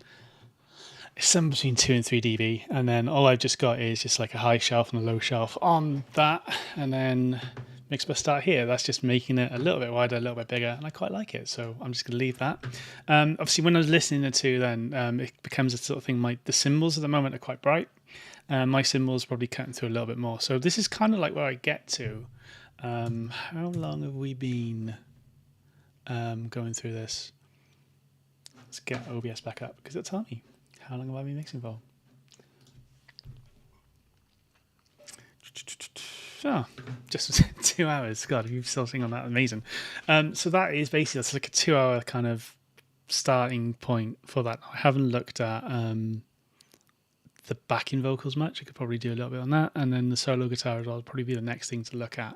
But I'm quite happy in a position just in terms of like a static mix. Now, what would happen after this would be there would be sections where like the bass might come down, like even might automate a little bit in to going through. What would I be missing? What's the next thing? Yeah. So, and the other thing as well is like what I'd normally do, because this isn't done to a click. What I might do is like kind of go through and tempo map the track and just get like a rough idea where it is. If I wanted to put some timed effects on like 8th delays, like 16th delays, whatever, then it could follow the MIDI for that. I did do that originally, and you can export it. I imagine it is on the Pro Tools session if needs be, but like that would be something as well that you can do where you can, if you're ever sending a track and it's like there's a tempo map for it, if you export a MIDI track out, that'll then give the mixing engineer like, well, here's the tempo that we work to alongside the session.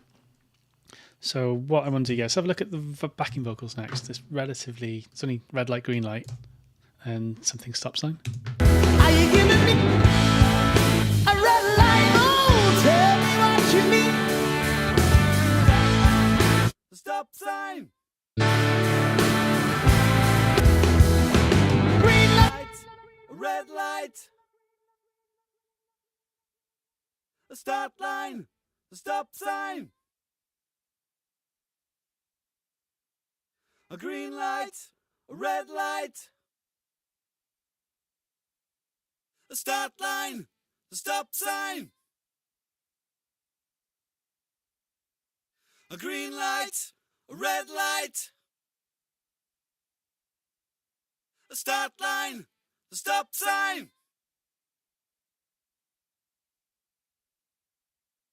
I'm also going to just boost a little bit on the native channel. What I'm also going to do is, where is my sibilance? Just going to copy that. Menu, find my favorite thing. I press C, I click on that one, and I want to go, where do I want to put it? Oh yeah, I want to put it there and there. And press escape. There, copy to settings, done.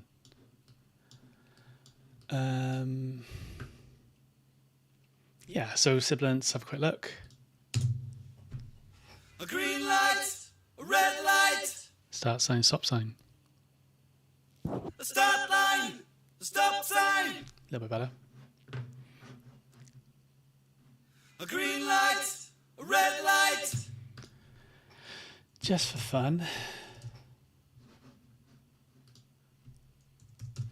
Just take a fair child on it. Because I can.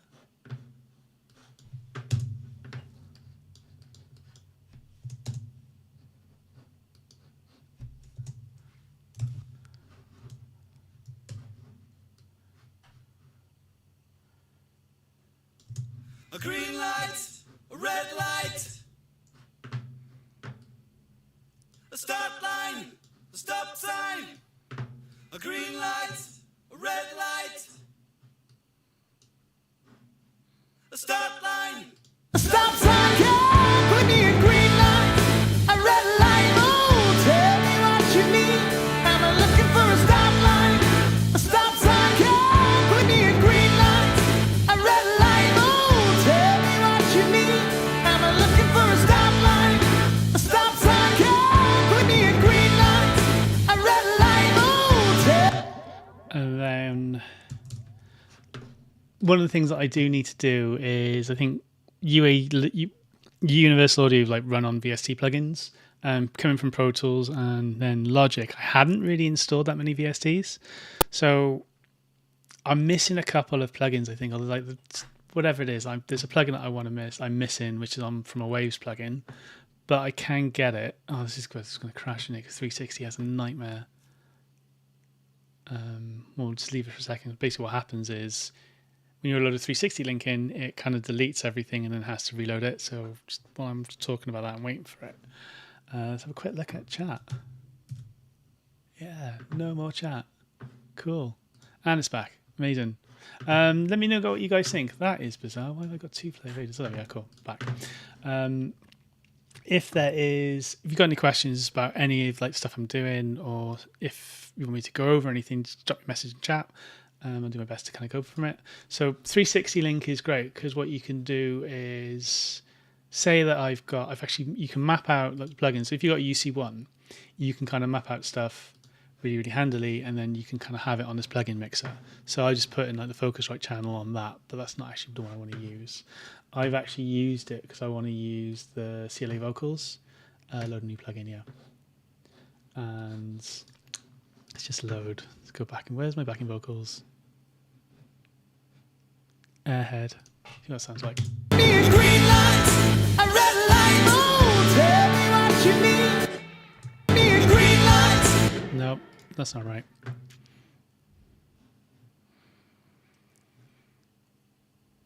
No, I was just doing myself. So then basically, for whatever reasons, CLA vocals I haven't got on here. Let's just chuck everything up. Let's do large, spreader right up. I might take some of the top end off. Boost that, and then take the compression off. Green light, a red light. Oh. A green light, a red light. A stop line. The stop sign, a green light, a red light. A stop line, a stop sign, a green light, a red light. A stop line, a stop sign, can't put me a green light, a red light. Oh, tell me what you mean. Am I looking for a stop line, a stop sign, can't put me a green light. A red light, oh, tell me what you mean. Am I looking for a stop line? A stop sign, can't put me a green light. A red light, oh, tell me what you mean. Am I looking for a stop line? A stop sign, can't put me a green light. A red light, oh, tell me what you mean. Am I looking for a stop line? A stop sign, can't put me a green light. A red light, oh, tell me what you mean. Am I looking for a stop line? A stop sign, can't put me a green light. A red light, oh, tell me what you mean. Am I looking for a stop line? A stop sign, can't put me a green light. A red light, oh, tell me what you mean. Am I looking for a stop line? A stop sign, can't put me a green light. A red light, oh, tell me what you mean. Am I looking for a stop line? A stop sign, can't put me a green light. A red light. And that's how you get people out of the room. Okay, so let's have a think about what's next. Let's have a listen back from the top, I guess. Solo is probably going to be the next thing I need to do.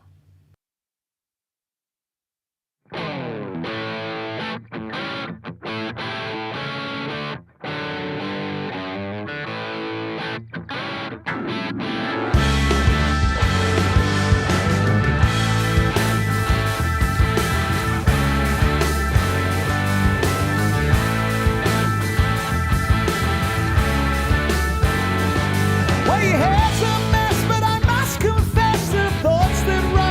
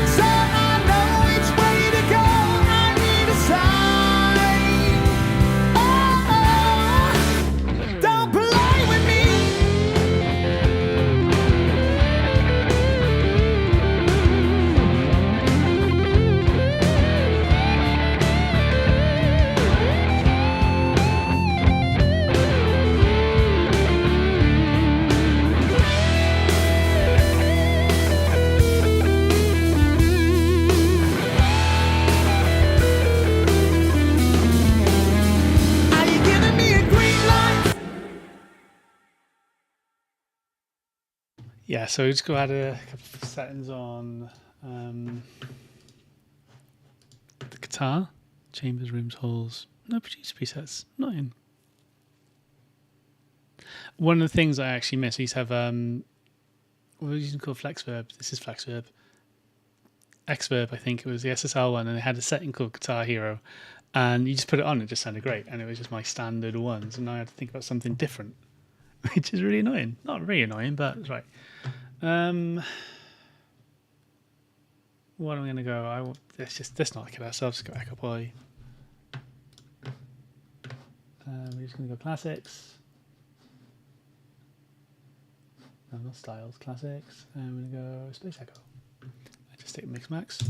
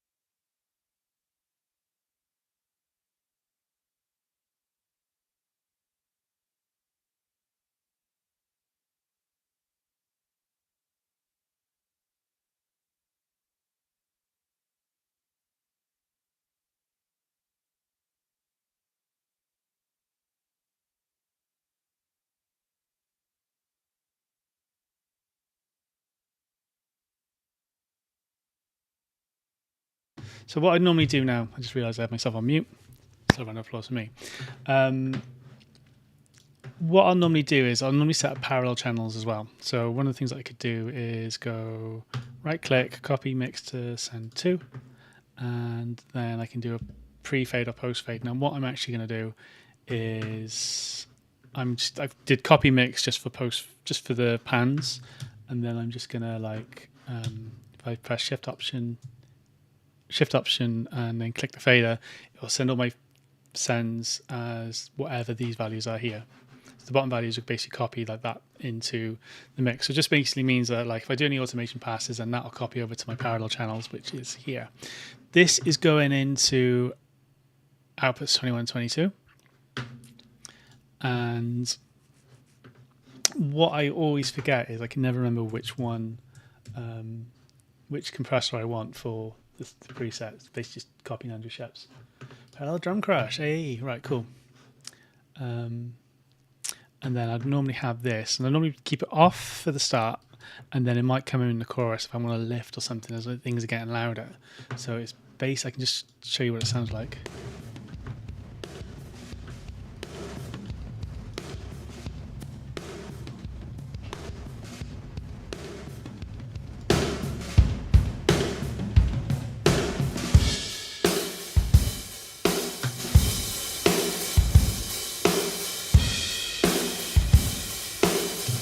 So it's what sometimes gets called New York compression. It just gives you a little bit more of a lift on certain things. Now, what I could also do is I will say native channel strip.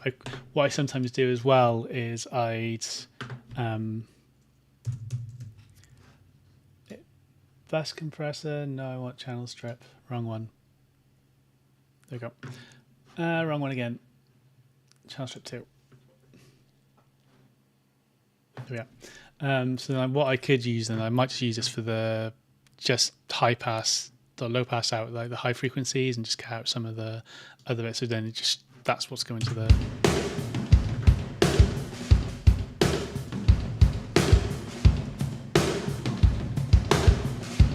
And then if I wanted to take certain things out of that, then I could just have like the.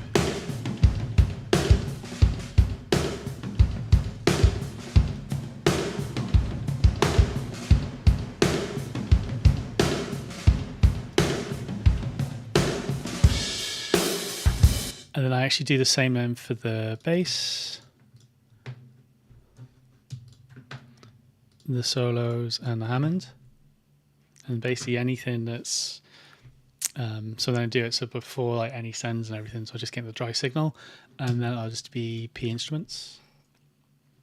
New send equals pinched. Now, when I was... And I'll just do the same thing again. So just select all these again.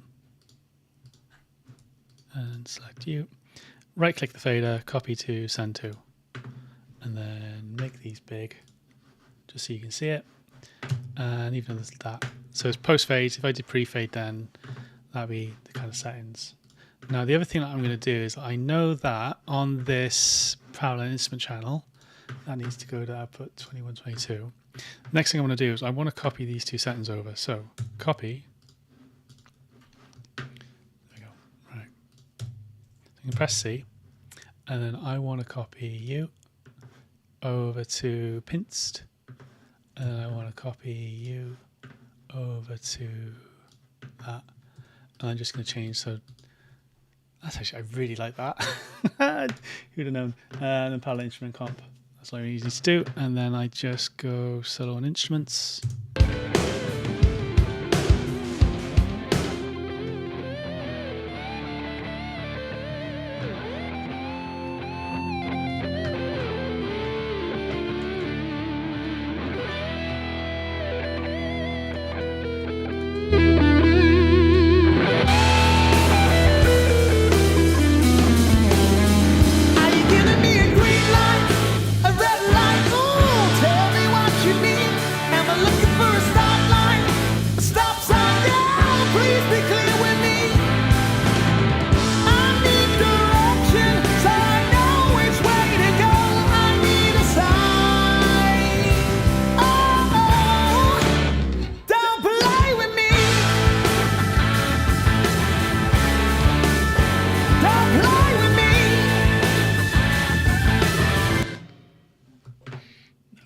So then do the same for vocals.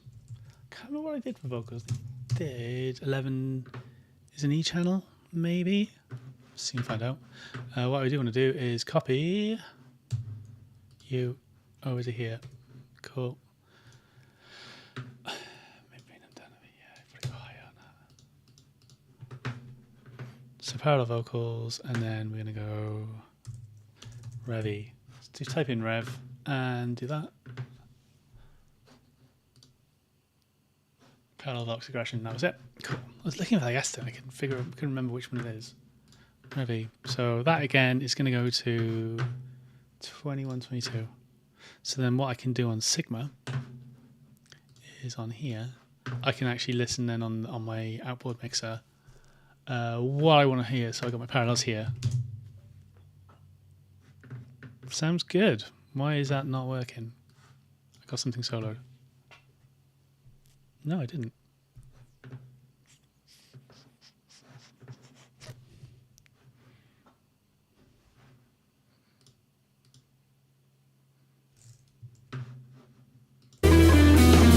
Because I'm in a solo. Right, let's go.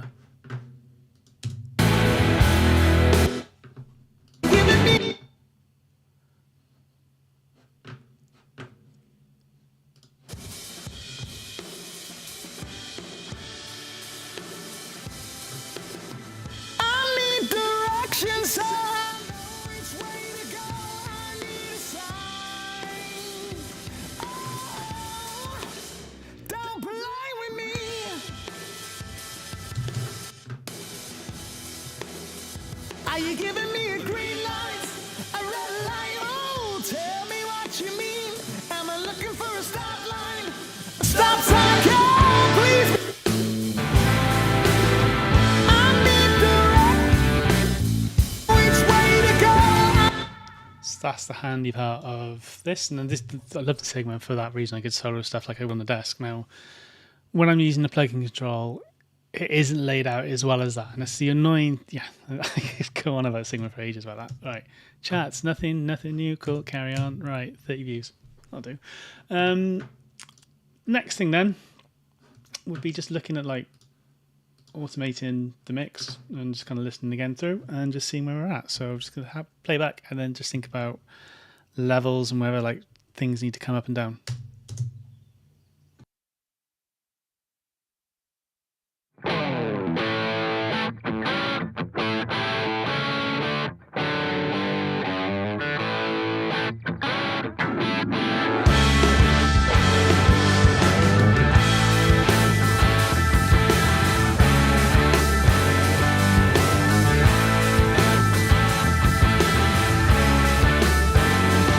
Well, your hair's a mess, but I must confess the thoughts that run right through me, and the way you look into my eyes, I know you feel it too. But girl, you're free on a winning streak, and you're holding all the aces. It's time to quit your games and speak the truth. 'Cause well, I can't read your mind now, baby. You may be giving me the signals loud and clear. Maybe it's because I'm just an old-fashioned man. I need to hear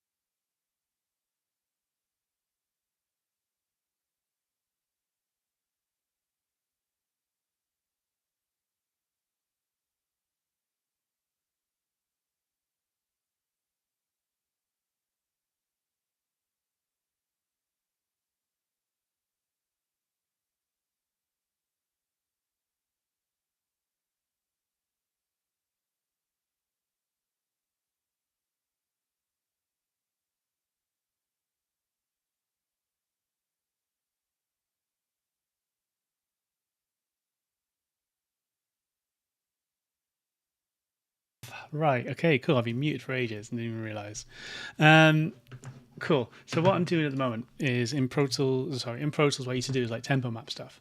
I was trying to work out exactly how to kind of, when you got tracks that have been performed live, they're not always going to stick to the tempo, so they kind of sway up and down a little bit, which is what you kind of expect. So it might be that it kind of go forward. It doesn't everything have to be on the click. Now I don't want to edit the track. I don't want to edit the drums because there's a really nice groove to it. But what I want to do, and what I have been doing, is just assigning the bars. So in Luna, they've got these settings down here. So what I've done is I've aligned the guitar beat, the downbeat is to bar 1, and so it'll give me negative time beforehand, and we all like negative time. And then I'm just going through and aligning the kick and the snares to where like the bar should be, just so I can get a rough tempo. So if I want to do like time delays or like reverbs or whatever, then that option's available for me. And it's also handy. I'll normally do this if I'm tracking in a band where the timing hasn't quite stuck in. Then what I'll try and do then is I'll time align it first, and before I go in editing, so I can kind of see like how, is it salvageable, can it be edited, or do we need to retake the parts, whatever. But normally once I've comped sections. Are you giving me a green light, a red light? Oh, tell me what you mean. So we're going back a little bit. Let's go back. And the way you look into my eyes, I know you feel it too. But girl, you're freaks on a winning streak, and you're holding all the aces. It's time to quit your games and speak the truth.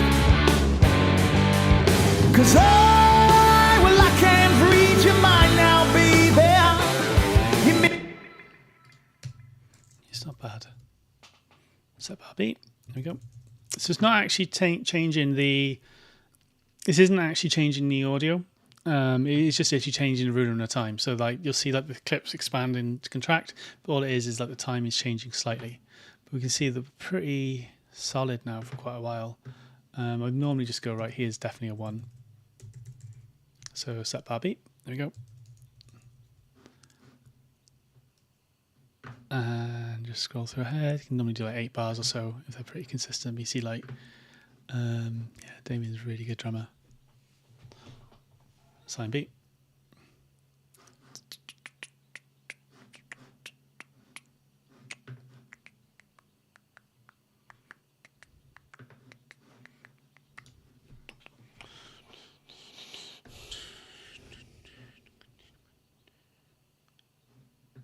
Yeah, we can see we're pushing, we're kind of slowing down a little bit. This is where like the snare and the line to beat for the quarter notes on the snare.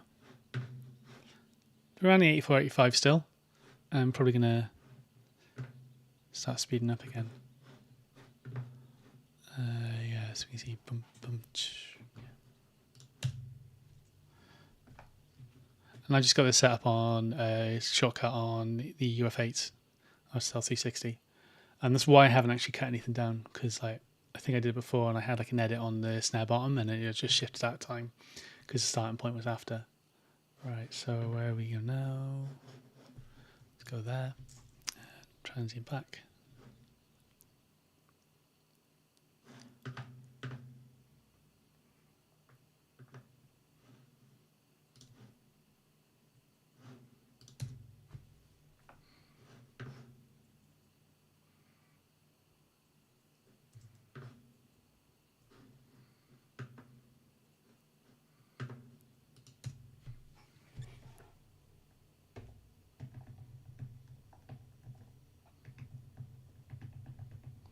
And just going through and have a look, where are we now? Quite far, we've gone quite far off there somehow. Let's align our snare.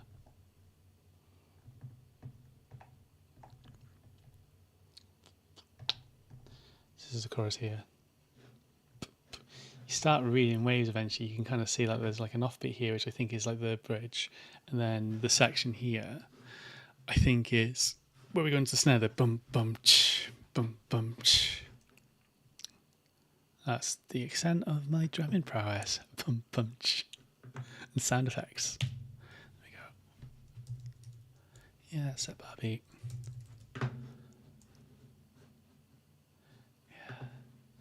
Bit of a sway here. I don't really care about that.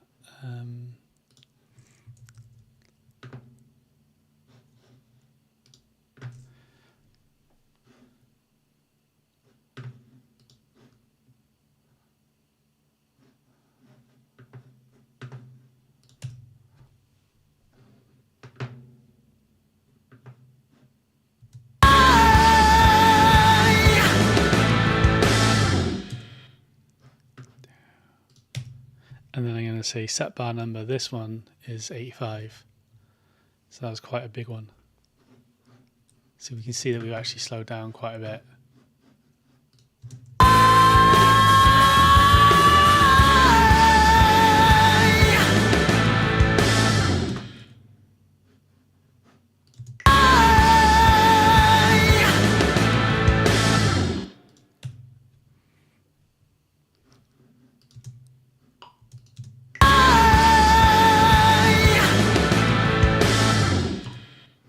Really mad by the end. So that was, don't know how long that took, but that was relatively straightforward or painless. Okay. What I'd probably say is we want to have an impact at the start, so we're just going to go down to the guitar parts. We're going to name up the tracks actually, so this is going to be the first one. And then I'm going to assume this is... And there's your bridge. And then, so look. Maybe it's because I'm giving me a green light. Oh, yeah, right, so. Are you giving me a green light? Yeah, I'll say that's chorus one. And then we're going to have a turnaround. Oh, don't play with me. So 33 is turnaround. And then is this? It's verse 2. And then this is going to be your, literally just looking at the Hammond. This is bridge, so just call that B2. And then, are you giving me, I think here? Are you giving me? Yeah, so C2 just before. Chorus is probably actually there, but it's just giving me a low run in. Any directions. Then we got solo. Can't spell. One thing I do quite like about the Luna thing is if I press enter over, and if I press enter over the exact point, it'll let me go back and rename it rather than having to double click and find it. One of the things I prefer about it in Pro Tools with markers is I have shortcuts available for it, so I can kind of load up a marker number, which I don't really have on Luna, but I do have a shortcut where I can kind of go between them. So then this is the outro. Actually probably there on 76. Oh, don't play with me. I was right the first time. And then end. So next thing, just select everything, press E, there we go, and then just give me a zoom of everything. Right, so a couple of ways of doing this. And first of all, we can probably get rid of all that now. Fade in. So utility stuff.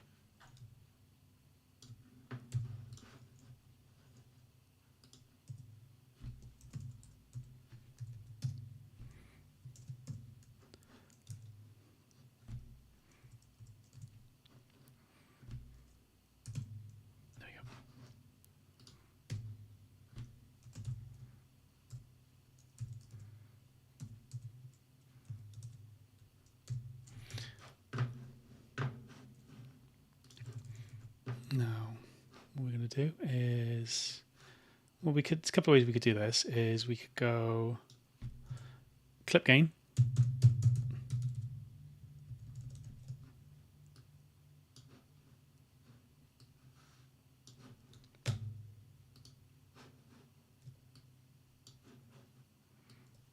Will it not let me? Oh, that's annoying.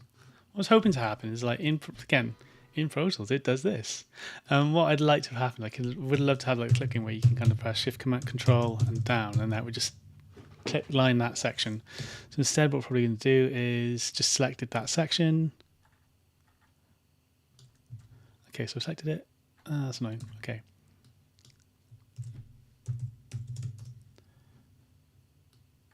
There we are.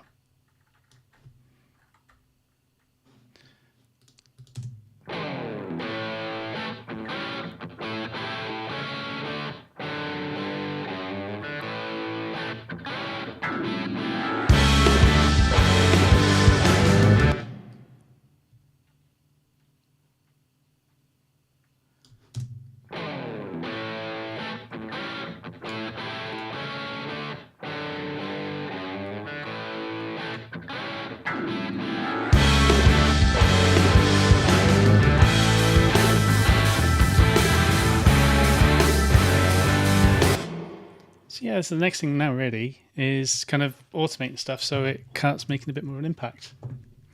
Wouldn't mind. Right.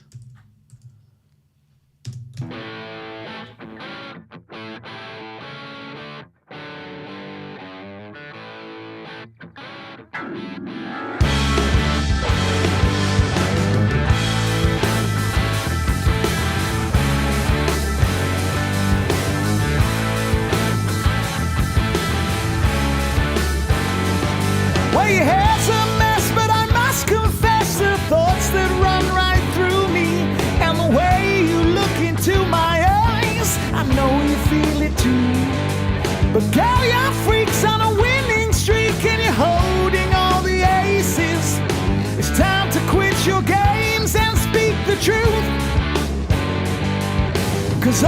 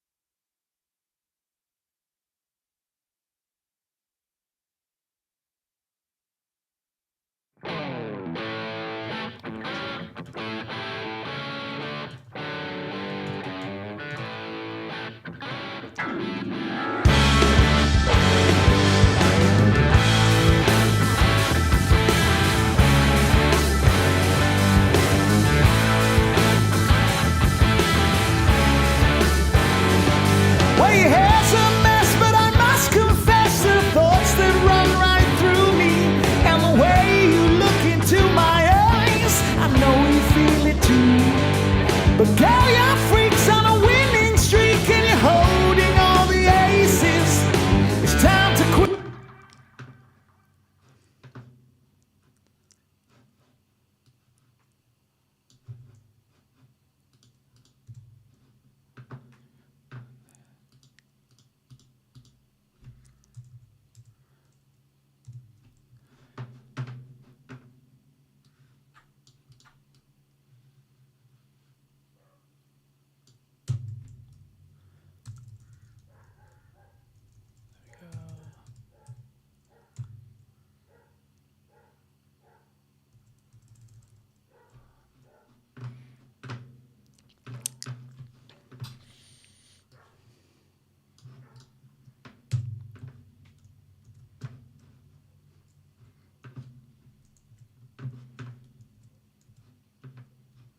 Okay, so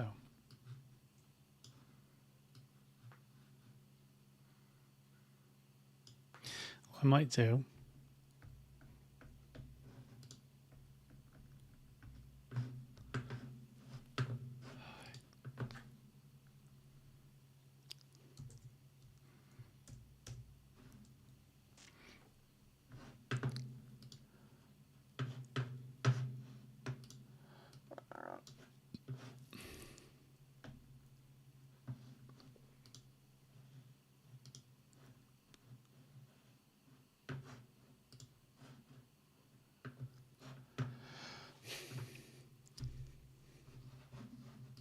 okay, so what I was looking at is, and what I do now is obviously that's the volume. What I might do is like in the chorus, I might bump up like 1 dB or something. I was on pan. There we are, pan. Right. So what I want to happen now is at the turnaround and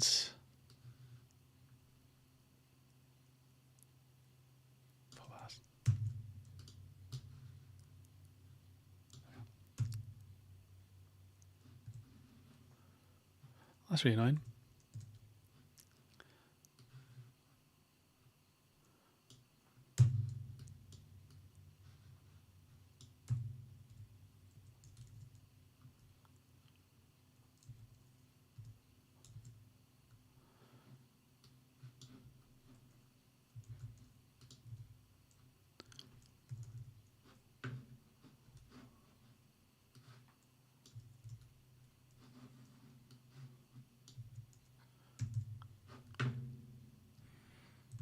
Okay, so there's a couple of little intricacies that I need to kind of figure out a little bit better. So then I just want to bring the bridge back in. That's a better way of doing it. Can't see. And then go to the next bridge. Where's my bars? There we go. Cool. And then just press V. There's my pan. And then I want to delete these. So control is delete the node. So hopefully then that's been done on my other track. No, it hasn't. That's annoying.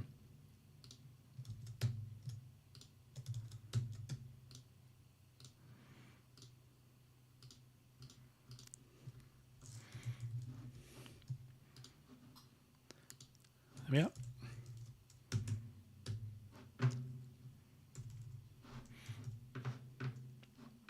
Cool. So then what I'd probably say is like that bridge section. Let's go to the next marker. I want to go to solo and I want to put the pans in. That's really annoying. Okay.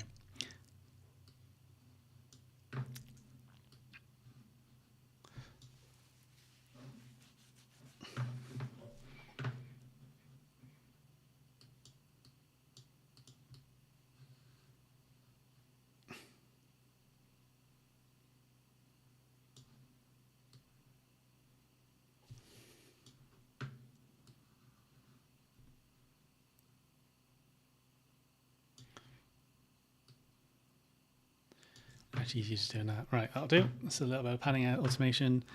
It might be on the bass that when we're looking at that.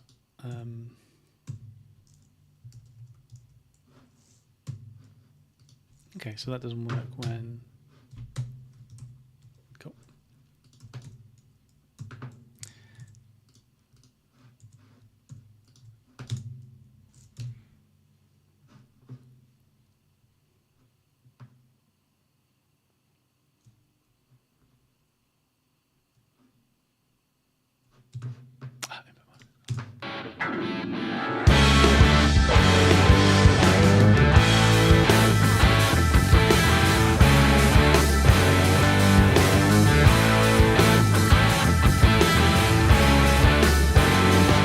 Well, your hair's a mess, but I must confess the thoughts that run right through me.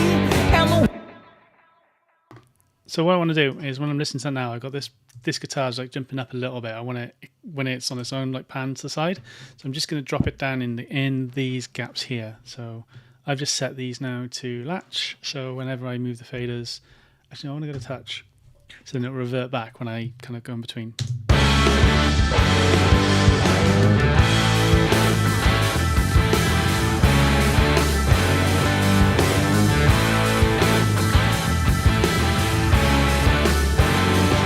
well, your hair's a mess, but I must confess the thoughts that run right through me. And then what I could possibly do then, so I've got that, and I like that. So I could then just like select that and press Command D. No, that's not right. What am I doing wrong? Okay, so I need to do it.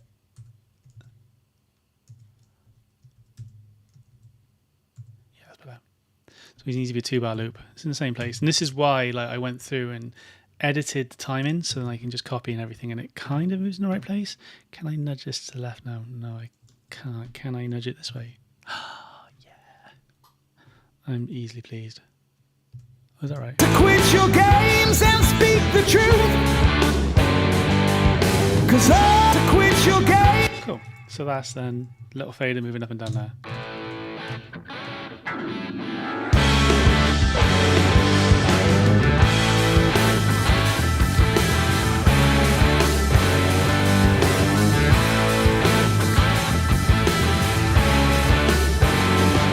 Well, your hair's a mess, but I must confess the thoughts that run right through me. And the way you look into my eyes, I know you feel it too. So that's kind of everything, really. That's kind of where I want to kind of leave it up. If you have any questions, drop me a message or just leave a comment on this. This has been almost 3/4 hours, so 3 hours from start to finish. Or not finish at all, it's nowhere near a minute. Finished mixing, but I'm in a good position where I'd be like looking at just moving things around a little bit. The balance of the drums and the verses might be slightly different. They might be tighter. I might bring the volumes and stuff down in that sense. But in terms of initial impressions for Luna, the things that I'm really missing, VCA, the things that I'd like to see potentially in future sessions. Where should we start actually? If you disco, things that I like. I like the fact that I like the selection group. That's really nice. I quite like having that, like doing that, being able to solo the effects ends and hearing that without having to have things pre-send before, which is something that you had to have on Pro Tools. I really like being able to convert the plugins from the UEDX, UED2, where it's possible, or converting from UED2 to UEDX. So I needed to, if I needed to offload processing for recording in.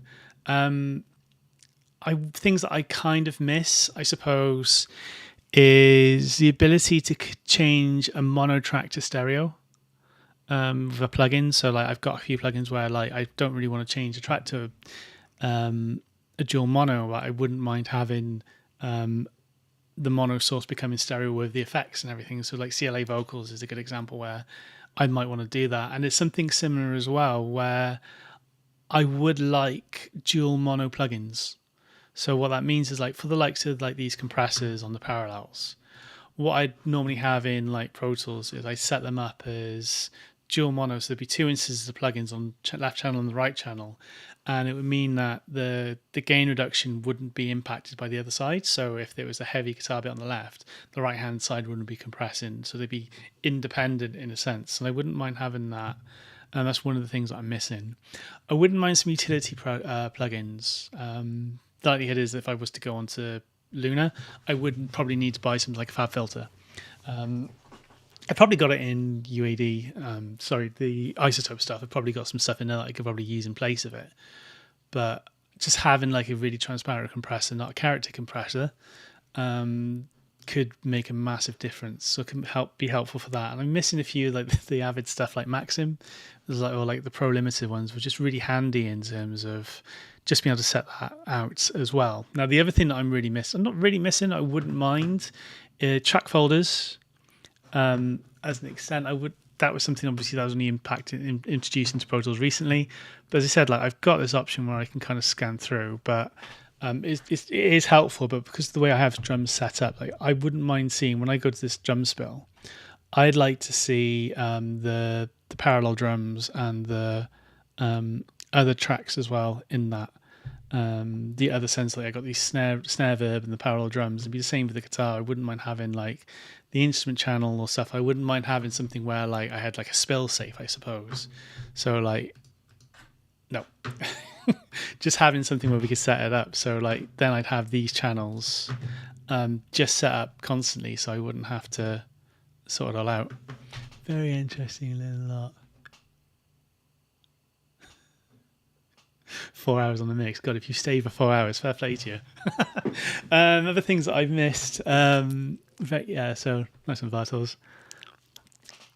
Yeah, the other thing that I think that UAD, like I know that it's been set up. Luna's been set up really to work with the Apollos, and the idea is obviously you can work in the box and you can kind of have everything there. So it's not really like what I'd be looking for.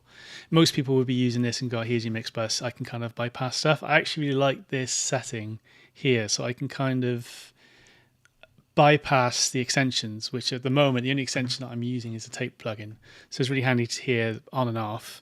And the same way I can like bypass the inserts and everything. So I can also do everything, bypass everything, and it'll just take off all my effects, all my reverbs and stuff, and then it'll just sound a bit shit.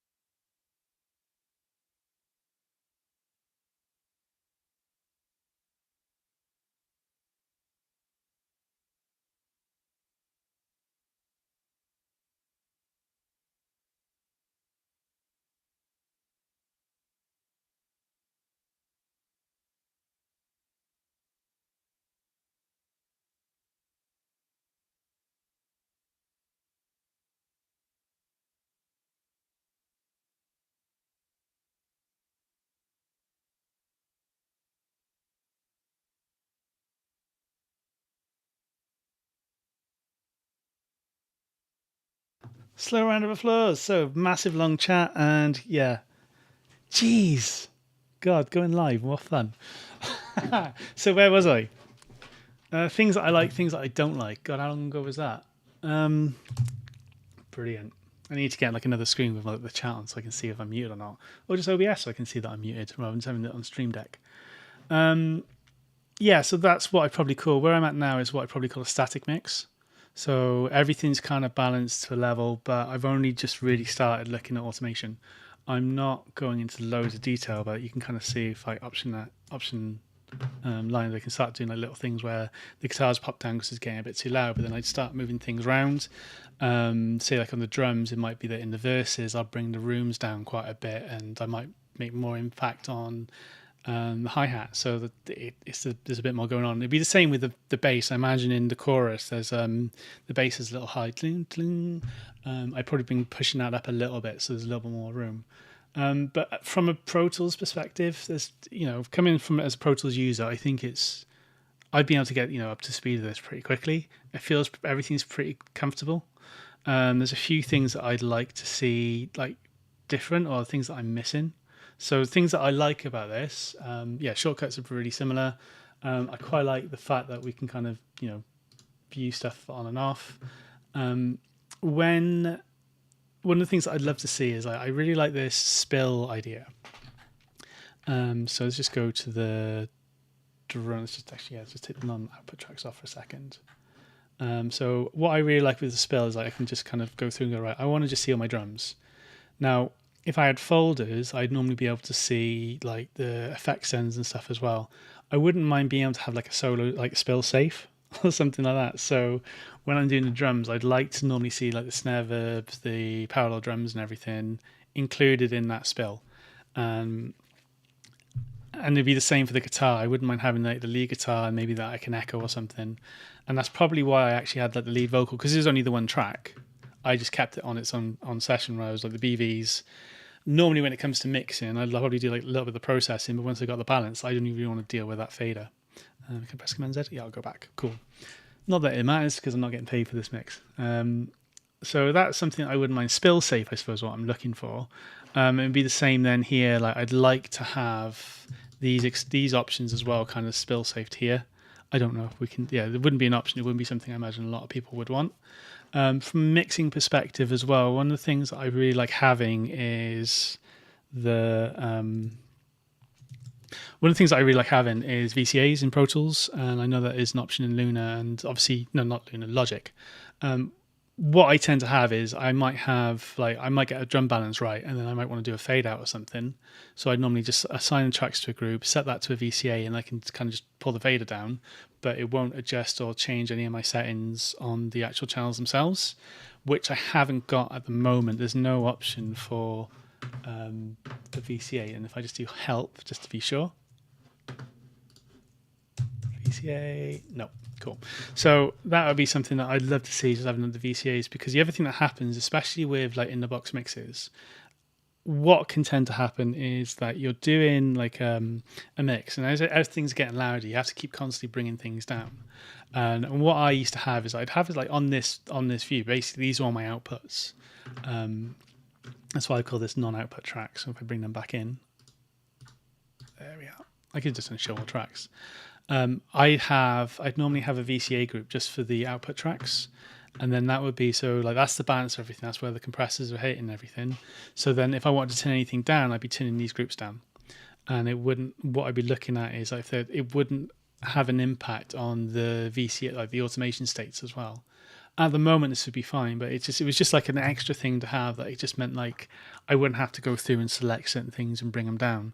So that was something that I was missing, I suppose. Not missing, but I would like to see if it's possible in the future. The other thing as well is from a main output point of view, like you only get one main. And for most people, if you're working in the box 99% of the time, that's going to be fine. For me, because I'm going through a summing mixer, I haven't got all the plugins run. I haven't got all the outputs being used, but I've got, I think, 1, 2, 3, 4. I can't count. 5, 6, 7, 9 stereo channels going to the mixer, and then another one for the outputs.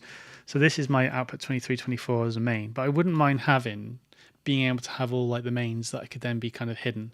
What I was saying when I was muted, because I didn't check to see if that, because I need another screen. What I was saying is like in Pro Tools, what I tend to do is I'd have a folder track just for the masters, and it was like a track preset. It's another thing that I'd like to see. One of the things that I'd like to see just now is like you load up the masters, and then you might have like a limiter plugin like a Maxim, or like just a really, really simple limiter that's just clipping -0, that's hitting like, so you're not hitting above 0. So then that was just something that would catch it. And Andrew Shep said that he did it because then on the old Pro Tools mixes, there's always big red button, big red light flashing. So to have it to stop that going so you didn't look like an amateur. But most of the time, like I've seen people mixing, there's like +20 on the master. It's like, well, maybe we need to turn it down or look at keeping the balance right. That brings me on to the other thing that I don't think Luna has at the moment is import session data. So what I really like, I know you can do this in Logic as well, where you can kind of select tracks and start import things from other sessions. Say like this, I was mixing this as a record. What I'd need to do now is export this as a template. So save as template. What are the options that come up? Templates users. And then I wouldn't have any of the audio in. I wouldn't have any of the audio in the session. But obviously in Pro Tools, what you can do is like you can go, I want to import drum session from the previous mix, and you just go import session data, press match tracks, and hopefully they'll line up. But if not, you can kind of go in and say, right, I just want to match the plugins. I just want to match that. So that would be something I do. What I'd have to do is obviously load the template, then drag the tracks into the appropriate like place, and then again kind of build it from there. So it shouldn't be too bad, but it would just be something that could be helpful. Like, so say like I had certain guitar settings that I wanted to keep, then that would be helpful. VCAs, outputs are some things. Dual mono is another thing that I really miss. I don't really miss it. I mean, I can do without it, but when I'm looking at the parallel tracks, so I got my P drums, P vocals, P bass. What I'd normally do is I'd have these as dual mono. So what that means is the right channel doesn't impact the left-hand compression, and the left-hand compression doesn't impact the right. So then it just means that like if I've got like a really heavy guitar on one side, then it's being compressed appropriately, and then the quieter side wouldn't be being impacted by that. So then it kind of helps. I think CLA says it kind of keeps the stereo image a little bit better. Especially with toms, you don't really want like a floor tom impacting the left hand side. So that'd be something else. And also the ability not to be able to split. They haven't got the option of changing a track from mono to stereo just through the plugin. So you haven't. I don't think we've got an option. So let's just put it in the plugin. I haven't got an option where it would be like M to S like you have in Logic, or you have like basically goes mono stereo whatever in Pro Tools. Basically, if it's a mono plugin, you can only load a mono plugin on it. You can't convert that track to stereo. So what you'd need to do is duplicate the track and then convert it to stereo, and it's just a little bit annoying and a minor thing. But again, in terms from a mix perspective, it would be helpful. And I suppose that would then come in as well in terms of the busing. I wouldn't mind the ability to like. I sometimes with the routing on the inputs. Have a look. Yeah, you can only have something. You can't assign. The way you route it is a little slightly different. So you couldn't have. I don't even know what I'm trying to say here. I wouldn't mind being able to kind of split buses like left and right and like process them differently, so they go into a track or whatever. You can sometimes do that on Pro Tools where you can assign multiple things. And then just thinking about that now, while I'm looking at this, when I'm recording tracks into Pro Tools, what I tend to have is I actually have 3 audio tracks. So I have the Sigma return coming in, and that's just recording the audio from the mixing desk. And then because I've got like the master desk or like some plugins and stuff on it, even though this should actually have everything off because I'm not using any of it. Yeah, basically it's just there for the plugin mixer. But this one obviously I'm using just to kind of boost the levels and make it like send out as a commercial kind of level. I'd normally have another audio track recording from that. So that's where the busing, so basically you assign it to bus 3 and 4, and then another audio track, you go input, virtual bus, whatever. So like I can't currently route tracks to tracks. Just look. Plugin to record. because then what it means is that I can do a mix and a master at the same time. And I can't do that at the moment because I can't set this to a bus. I can only have hardware inputs on this. I can't set it to a virtual busing point. Technically, I think with you could do it with loopback or something, but then it's like another step to it. So I'd have to think about how I was going to kind of delete, shift, is it command delete, alt delete? Who knows? What was it? Delete. Command shift delete, backspace, okay. But if I wanted to record tracks, that's how I would do it. So then I'd have a Sigma mix, the plugin processing mix, and the master mix. So I'd always end up with 3 tracks. It was handy. So then if I was mastering something, I could always send something off and say, oh, look, it's over compressed. So, okay, I'll just send you the audio channel. And then what I tended to do is when I'm sending mixes to bands to listen for check-in, I normally run to like a really basic limiter, like a maximizer plugin. Just so it's at a commercial level, similar to what their kind of standard levels are. I think I'd have to use my Softube one. Why is maximizer? Or just something that's transparent just to keep the levels up. But then I'd have that on its own channel. And then if they say, okay, cool, that's ready to go for mastering, I'd send the audio file that didn't have the maximizer on it. And that was on a different setting or different channel. So it's just a way of kind of like from a workflow perspective, it would be handy, and it would be useful being able to have being able to route tracks to other tracks so I could record just for me because I'm selfish and Luna, you should be doing that for me. Do I need anything else? The consoles? Yeah, I mean, I had a demo for it and I never got around to using any of them. So you can like Neve and the API stuff, and then the summing as well. So like summing, I can have an API summing or Neve summing. Yeah, that'd be nice, but I don't need it. So leave it out. I really like also selection group. I mentioned that right at the start, but yeah, that's cool. So I think that's kind of everything. I'm just gonna play it back again from the top, and then I'll end the stream there. I think that's been far too long. I didn't actually expect to be on for 3 hours. And when I did a test, the Sigma there was something going up with Sigma, and it was kind of messing up on the network connection. So it was cutting out, and I thought, well, no, let's see how we go. So yeah, I'm just going to play from the top where we are, and then thanks very much if you actually stayed for this long. Drop me questions or any messages in chat, and I will talk to you guys all soon. Hopefully I'll do a few more of these on mix tracks, mix buses. Okay.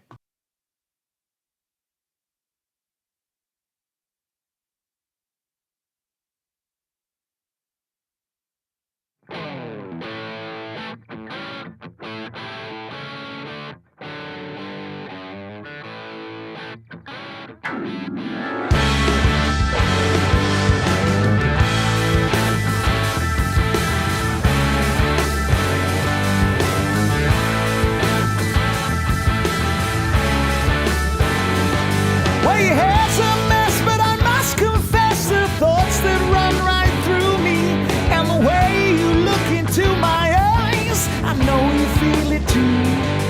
But girl, you're freaks on a winning streak, and you're holding all the aces. It's time to quit your games and speak the truth. 'Cause I can't read your mind now, baby. You may be giving me the signals loud and clear. Maybe it's because I'm just an old-fashioned man I need to hear. Are you giving me a green light, a red light? Oh, tell me what you mean. Am I looking for a stop line, a stop sign?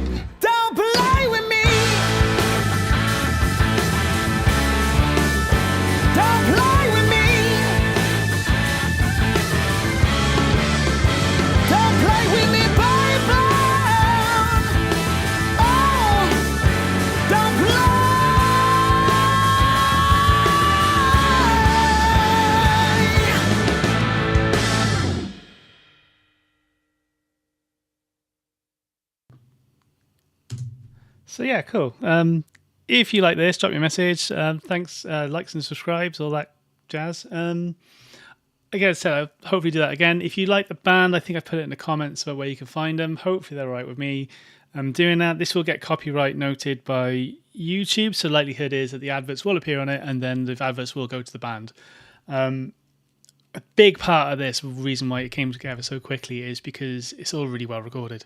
The drums, fine, but yeah, like the keys, I think the guitars, the vocals, and the keys were recorded by Tom in his place. And it's, it makes it much easier to kind of solve the problems. You can put the faders up and it sounds good. So if it sounds good, it's likely because of the band. And it just makes my job a lot easier. So it's one of the reasons why I did it. And yeah, see you guys all again very soon. Bye.